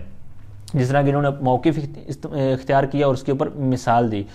اب اس شعر کے بارے میں جواب دیا گیا کہ بھائی آپ نے اس سے دلیل پکڑی ہے تو یہاں پر رواجیہ جو منصوب ہے وہ اس بنا پر نہیں ہے جو آپ لے رہے ہیں اتمنا کے معنی میں کر کے اور دونوں کو نصب دے رہے ہیں، کہتے ہیں یہ اس بنا پر تو ہے ہی نہیں، یہاں پر رواجیہ تو حالیت کی بنا پر یعنی حال بن رہا ہے، اس وجہ سے یہاں پر منصوب ہے، تو لہٰذا آپ یہاں سے جو دلیل پکڑ رہے ہیں یہاں پر اس طرح نہیں ہے۔ تو بہرحال انہوں نے اپنا موقف پیش کیا، اس کے اوپر دلیل دی۔ پھر امام کسائی نحوی جو ہیں انہوں نے بھی کہا ہے کہ میں بھی اس بات کو جائز قرار دیتا ہوں، یعنی یہ جو اس کا اسم اور خبر دونوں کو نصب دینا، تو کہتے ہیں کہ میں بھی اس بات کو اختیار کرتا ہوں، انہوں نے بھی جائز قرار دیا۔ لیکن ان کی دلیل تھی جو امام فراء تھے، انہوں نے کہا تھا کہ وہ اتمنا یا تمنیتو کے معنی میں ہوگا، لیکن ان کے نزدیک کہتے ہیں کہ وہاں پر جو خبر مرفوع ہوتی ہے لیکن اس کو منصوب پڑھنا ہے اس بنا پر کہ اس سے پیچھے جو ہے وہ کانا مقدر ہوگا، ٹھیک ہے، بتقدیری کانا، یعنی کانا کی تقدیر کے ساتھ یہ منصوب مانتے ہیں۔ جیسے لیتا زیدن کانا قائمن، یعنی لیتا زیدن قائمن تھا تو پھر اس کو جب منصوب پڑھنا تھا خبر کو تو پھر کہتے ہیں وہاں پر کانا مقدر ہوگا، تو لہٰذا لیتا زیدن کانا قائمن، یوں پھر پوری عبارت ہوگی۔ اچھا پھر اب کانا کی وجہ سے یہ مطلب منصوب ہے، تو کہتے ہیں کہ یہ ان مقامات میں سے ہے کہ جہاں پر کانا مقدر کرنا واجب ہے، تو لہٰذا یہاں پر وجوبی طور پر کانا پوشیدہ ہوگا امام کسائی کے نزدیک۔ یہ دو موقف ہو گئے امام فرا اور امام کسائی کا۔ تیسرا موقف یہ ہے کہ کہتے ہیں محققین نے بھی اس بات کو جائز قرار دیا ہے کہ آپ دونوں کو نسب دے سکتے ہیں، ٹھیک ہے۔ تو دوسرے جز کی نسب کی دلیل کیا ہے کہ کہتے ہیں یہ حال ہونے کی بنا پر ہے، ٹھیک ہے۔ تو بہرحال یہاں سے وہی بات جو میں نے شروع میں آپ کو خلاصۃً عرض کی کہ اس بات میں سب کا اتفاق ہے کہ دونوں جو جز ہیں یعنی اسم اور خبر، تو لیتا کے اسم اور خبر دونوں کو آپ نسب دینا جائز ہے، یہ متفق ہے سب اس کے اندر۔ لیکن کس کے نزدیک کس انداز میں ہے تو وہ آپ نے پڑھ لیا ہے کہ کسی نے کہا ہے کہ یہ اتمنا کے معنی میں، کسی نے کانا مقدر ہے، کسی نے کہا حال کی بنا پر ہے، تو یہ علت سب کی الگ الگ ہے، وجہ سب کی الگ الگ ہے، لیکن اتفاق ہے کہ یہ منصوب ہوتی ہے، ٹھیک ہے۔ اب یہ جو لیتا تمنی کے لیے تھا تو اس کو ایک لغت کے اندر لتا بھی پڑھ سکتے ہیں، مطلب یہ جو یا ہے اس کو تا سے بدل کر پھر تا کا تا میں ادغام کر دیں گے تو یہ لیتا سے لتا بن جائے گا، ٹھیک ہے۔ تو اس انداز میں بھی اس کو بعض کتب کے اندر لکھا گیا ہے۔ آگے فرماتے ہیں وَلَعَلَّ لِلتَّرَجِّي كَقَوْلِ الشَّاعِرِ شِعْرٌ أُحِبُّ الصَّالِحِينَ وَلَسْتُ مِنْهُمْ لَعَلَّ اللَّهَ يَرْزُقُنِي صَلَاحًا، اور کہتے ہیں اور لعل ترجی کے لیے آتا ہے، جیسے شاعر کا قول شعر ہے احب الصالحین، میں صالحین سے محبت کرتا ہوں، ولست منہم، حالانکہ میں ان صالحین میں سے نہیں ہوں، لعل اللہ یرزقنی صلاحا، تو یہ میں صالحین سے محبت کیوں کرتا ہوں؟ کہتے ہیں شاید کہ اللہ پاک مجھے نیکی عطا فرما دے، یعنی مجھے نیک بنا دے، مجھے بھی نیکوکاروں میں قبول فرما لے۔ تو اب یہ ہے شعر، تو شعر تو بہت زبردست، مجھے بہت محبت لگی اس شعر سے۔ اب اس شعر کا کہنے والا کون ہے؟ تو ایک قول کے مطابق یہ امام اعظم ابو حنیفہ، یہ ان کا شعر ہے۔ تو اب دیکھیں انہوں نے یہ شعر نہ جانے کب کہا، اگر ابتدائی زندگی کے اندر کہا تو کیسا قبول ہوا کہ اللہ پاک نے اس جملے کے صدقے میں اس جملے کو ایسا قبول کیا کہ اس شعر کے بدلے میں گویا کہ یوں سمجھے کہ اللہ پاک نے ان کو امت کے لیے امام بنا دیا، ٹھیک ہے۔ چار جو بڑے ائمہ ہیں جو فقہ کے اندر، یہاں پر دیکھیں کہ ان میں سے سب سے بڑے جو امام جن کے زیادہ فالورز ہیں تو وہ امام اعظم ابو حنیفہ علیہ رحمہ، اللہ پاک ان کے صدقے میں ہمیں فقاہت بھی عطا فرمائے، علم عطا فرمائے، علم نافع عطا فرمائے اور عمل صالح عطا فرمائے۔ تو لہٰذا یہاں سے ہمیں یہ سیکھنے کو ملا کہ جب بھی موقع ملے تو زبان سے اچھے الفاظ نکالنے چاہیے، اپنے لیے نکالیں، کسی کے لیے نکالیں تو دعائیں کرنی چاہیے، دعائیں خیر کرنی چاہیے، اچھا جملہ بولنا چاہیے، نہ جانے کب قبولیت کا وقت ہو اور بندے کا بیڑا پار ہو جائے۔ تو بہرحال یہاں پر ہمارا مقصود کیا ہے کہ لعل ترجی کے لیے آتا ہے، امید ظاہر کرنے کے لیے آتا ہے۔ تو یہاں پر بھی آپ نے ترجمے میں غور کیا ہوگا کہ یہاں پر امید ظاہر کی جا رہی ہے کہ کہتے ہیں کہ میں نیک نہیں ہوں، نیکوں سے محبت کرتا ہوں، نیک نہیں ہوں، تو لیکن یہ محبت کرتا کیوں؟ کہتے ہیں امید ظاہر کرنے کے لیے، کہتے ہیں امید ہے شاید کہ اللہ پاک مجھے نیک بنا دے، ٹھیک ہے۔ اچھا یرزقو، یہ رزق کے معنی میں نہیں ہوتا، اس کے مطلب جس طرح یہاں پر ہے کہ بنا دے، دے دے، تو اس طرح کے معنی میں بھی آتا ہے، ٹھیک ہے۔ جس طرح کہ مشہور حدیث پاک کے اندر ایک دعا ہے اللہم ارزقنی شہادۃ فی سبیلک، تو یہاں پر بھی اسی معنی کے اندر ہے۔ اچھا آگے جو عبارت ہے وشذ الجر بہا، تو یہ ایک سوال مقدر کا جواب ہے۔ سوال یہ ہے، اعتراض یہ ہوا کہ بھائی آپ نے لعل کو حروف مشبہ بالفعل میں سے لکھا ہوا ہے اور اس کا آپ نے عمل یہ بیان کیا ہے کہ اس کا اسم منصوب اور خبر مرفوع ہوتی ہے، ہم آپ کو دکھاتے ہیں کہ اس نے جر دیا ہوا ہے، یہ تو حروف جارہ میں سے ہونا چاہیے تھا کیونکہ اس نے تو اپنے ماں باپ کو جر دیا ہوا ہے، جس کے اوپر داخل ہے جو اس کا مدخول ہے وہ تو مجرور ہے، تو لہٰذا یہ تو حروف جارہ میں سے ہونا چاہیے تھا، آپ نے تو اس کو یہاں پر حروف مشبہ بالفعل کے اندر لکھا ہوا ہے۔ تو یہ ایک سوال تھا، ایک اعتراض تھا۔ وہ جو سوال کے اعتراض کے اندر جو دلیل دکھانا چاہتے تھے وہ انہوں نے حاشیے کے اندر ذکر کیے، اس کے میں بعد میں عرض کرتا ہوں۔ کہتے ہیں وشذ الجر بہا نحو لعل زید قائم، کہتے ہیں اس کے ذریعے، بہا کا مرجع لعل، یعنی لعل کے ذریعے جر شاذ ہے، شاذ ہوا، یعنی اس کے ذریعے جو جر آیا ہوا ہے تو وہ جر جو آیا ہوا ہے وہ شاذ ہے، شاذ ہوا، جیسے لعل زید قائم، تو اب یہاں پر دیکھیں لعل ہونا چاہیے تھا لعل زیدن قائم، لیکن چونکہ یہ ایک جر دینے والی مثال اور شاذ کے طور پر مثال پیش کریں تو لہٰذا لعل زیدن قائم کہنا یہ شاذ ہے۔ اچھا وہ جو انہوں نے اعتراض اور اپنی دلیل کے اندر شعر کہنا چاہ رہے تھے تو وہ نیچے ہے، تو 4 مصرے ہیں اس شعر کے آخری مصرے کو دیکھیں، لعل بالمغوار منک قریب، اب یہاں پر جو لعل ہے تو کہتے ہیں آپ تو اس کو جناب حروف مشبہ بالفعل میں سے بنا رہے ہیں، حالانکہ جو اشعار کے اندر، شعر کے اندر شاعر نے استعمال کیا یہاں پر تو اس کو جارہ کے طور پر لیا ہے، اور آگے آپ دیکھیں جو اسماء ستہ مکبرہ میں سے ابو ہے تو وہ یہاں پر حالت جری کے اندر ہے، تو لہٰذا یہاں پر پتہ چلا کہ یہ جو لعل ہے یہ جارہ ہے، یہ جر دینے والا ہے۔ اچھا، جب یہ دلیل کے طور پر معترض نے اپنا شعر پیش کیا تو پھر اس کے کئی طرح کے جواب دیے گئے، جن میں سے میں 2 عرض کرتا ہوں۔ پہلی بات تو جو عام مشہور زمانہ جواب ہے کہ بھائی یہ شاذ ہے، یہ شاذ ہے، تو یہاں پر بھی ایک وہ طریقہ اختیار کیا گیا کہ بھائی آپ نے یہ جو دلیل پیش کی ہے کہ اس نے جر بھی دیا ہوا اللہ نے، تو بھائی یہ شاذ ہے، اور شاذ کا کوئی اعتبار نہیں ہوتا، لا اعتبار لہ، اس کا کوئی اعتبار نہیں ہے۔ اچھا، دوسرا یہ بھی جواب دیا گیا کہ یہ حکایت کے طریقے پر ہے، مطلب یہ کہ کسی جگہ سے کسی لفظ کو اٹھایا اور پھر اس کو اسی طرح استعمال کر لیا گیا، اس کے اوپر عامل وغیرہ کا کوئی مسئلہ نہیں ہوتا، تو یہاں پر بھی ہو سکتا ہے کہتے ہیں کہ یہ حکایت کے طریقے پر ہو، لہٰذا یہاں پر اسی طرح کسی جگہ سے اٹھایا گیا ہو اور یہاں پر ذکر کر دیا گیا ہو ابل مغوار کو۔ اسی طرح آپ نے بھی غور کیا ہوگا کہ قرآن پاک کے اندر 3 صورتوں کے نام آپ کے سامنے میں رکھتا ہوں اس کے جواب میں، کہ جس طرح شروع میں لکھا ہوتا نا کہ سورۃ الفاتحہ، سورۃ البقرہ، تو اسی طرح یہاں پر اگر آپ نے غور کیا ہو کبھی تو یہ جو سورۃ المؤمنون ہے تو یہاں پر ویسے تو یہ آپس میں مضاف بن رہے ہیں، لیکن یہ سورۃ المؤمنین ہم نہیں کہتے، سورۃ المؤمنون ہی پڑھتے ہیں، ٹھیک ہے۔ اسی طرح سورۃ الکافرون پڑھتے ہیں، جو لفظ اوپر لکھا ہوتا ہے نا، نام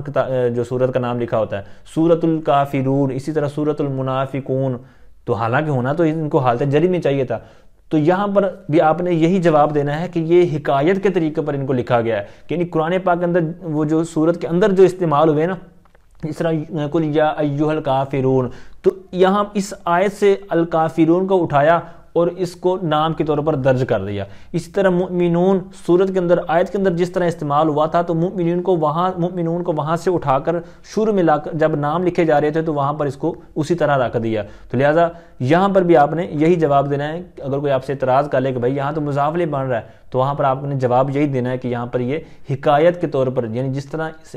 آیت کے اندر یا سورت کے اندر استعمال ہوئے ہیں تو وہاں سے اٹھا کر من و عن وہاں پر رکھ دیا، یہاں پر یہ جو ترکیب کے اندر ان کا اس طرح استعمال نہیں ہے۔ اچھا، تیسرا جواب یہ دیا گیا، کہتے ہیں ہو سکتا ہے اس کا نام مشہور اسی طرح ہو، ٹھیک ہے، تو لہٰذا ہو سکتا ہے کہ اس مشہور ہونے کی بنا پر یہ اسی طرح شاعر نے استعمال کیا ہو، تو بہرحال جو بھی ہے تو اس سے آپ دلیل نہیں پکڑ سکتے کہ بھائی یہ جو لعل ہے تو یہ تو حروف جارہ میں سے ہے، ٹھیک ہے۔ اچھا، آگے آخر کے اندر جو لعل ہے تو اس کی بھی کچھ لغات بیان کر رہے ہیں۔ لیتا کے بارے میں لتا تو میں نے ایک عرض کی تھی، اس کی انہوں نے 6 بیان کی ہیں غالباً، ایک تو لعل والی ہوگی، کچھ آگے بیان کر رہے ہیں، ویسے اس کی 10 سے زائد آتی ہیں، 10 یا اس سے زیادہ، لیکن یہاں پر کچھ انہوں نے ذکر کی، کہتے ہیں وفی لعل لغات، کہتے ہیں لعل میں کچھ لغات ہیں، اللہ وعنا وانا لعنا لعنا۔ اب ان میں سے اوریجنل کون سا ہے جو عام طور پر ہم استعمال کرتے ہیں، تو کیا آیا کہ وہ اصل ہے، کس انداز میں تھا؟ کہتے ہیں وعند المبرد اصلہ اللہ زید فیہ اللام، کہتے ہیں امام مبرد کے نزدیک ان میں سے اصل اللہ ہے، اس کے اندر یعنی اللہ میں لام کی زیادتی کی گئی، یعنی جو شروع میں جو بھی ذکر کیا ہے نا تو ان میں سے جو اللہ ہے یہ اصل ہے، اس کے اندر پھر لام کا اضافہ کیا گیا تو وہ لعل بن گیا، اور اس کے علاوہ جو لغات بیان کی گئی وہ کیا ہیں؟ کہتے ہیں والبواقی فروع، جو بقیہ ہے وہ فروعات ہیں، یعنی وہ فرع ہیں، ٹھیک ہے۔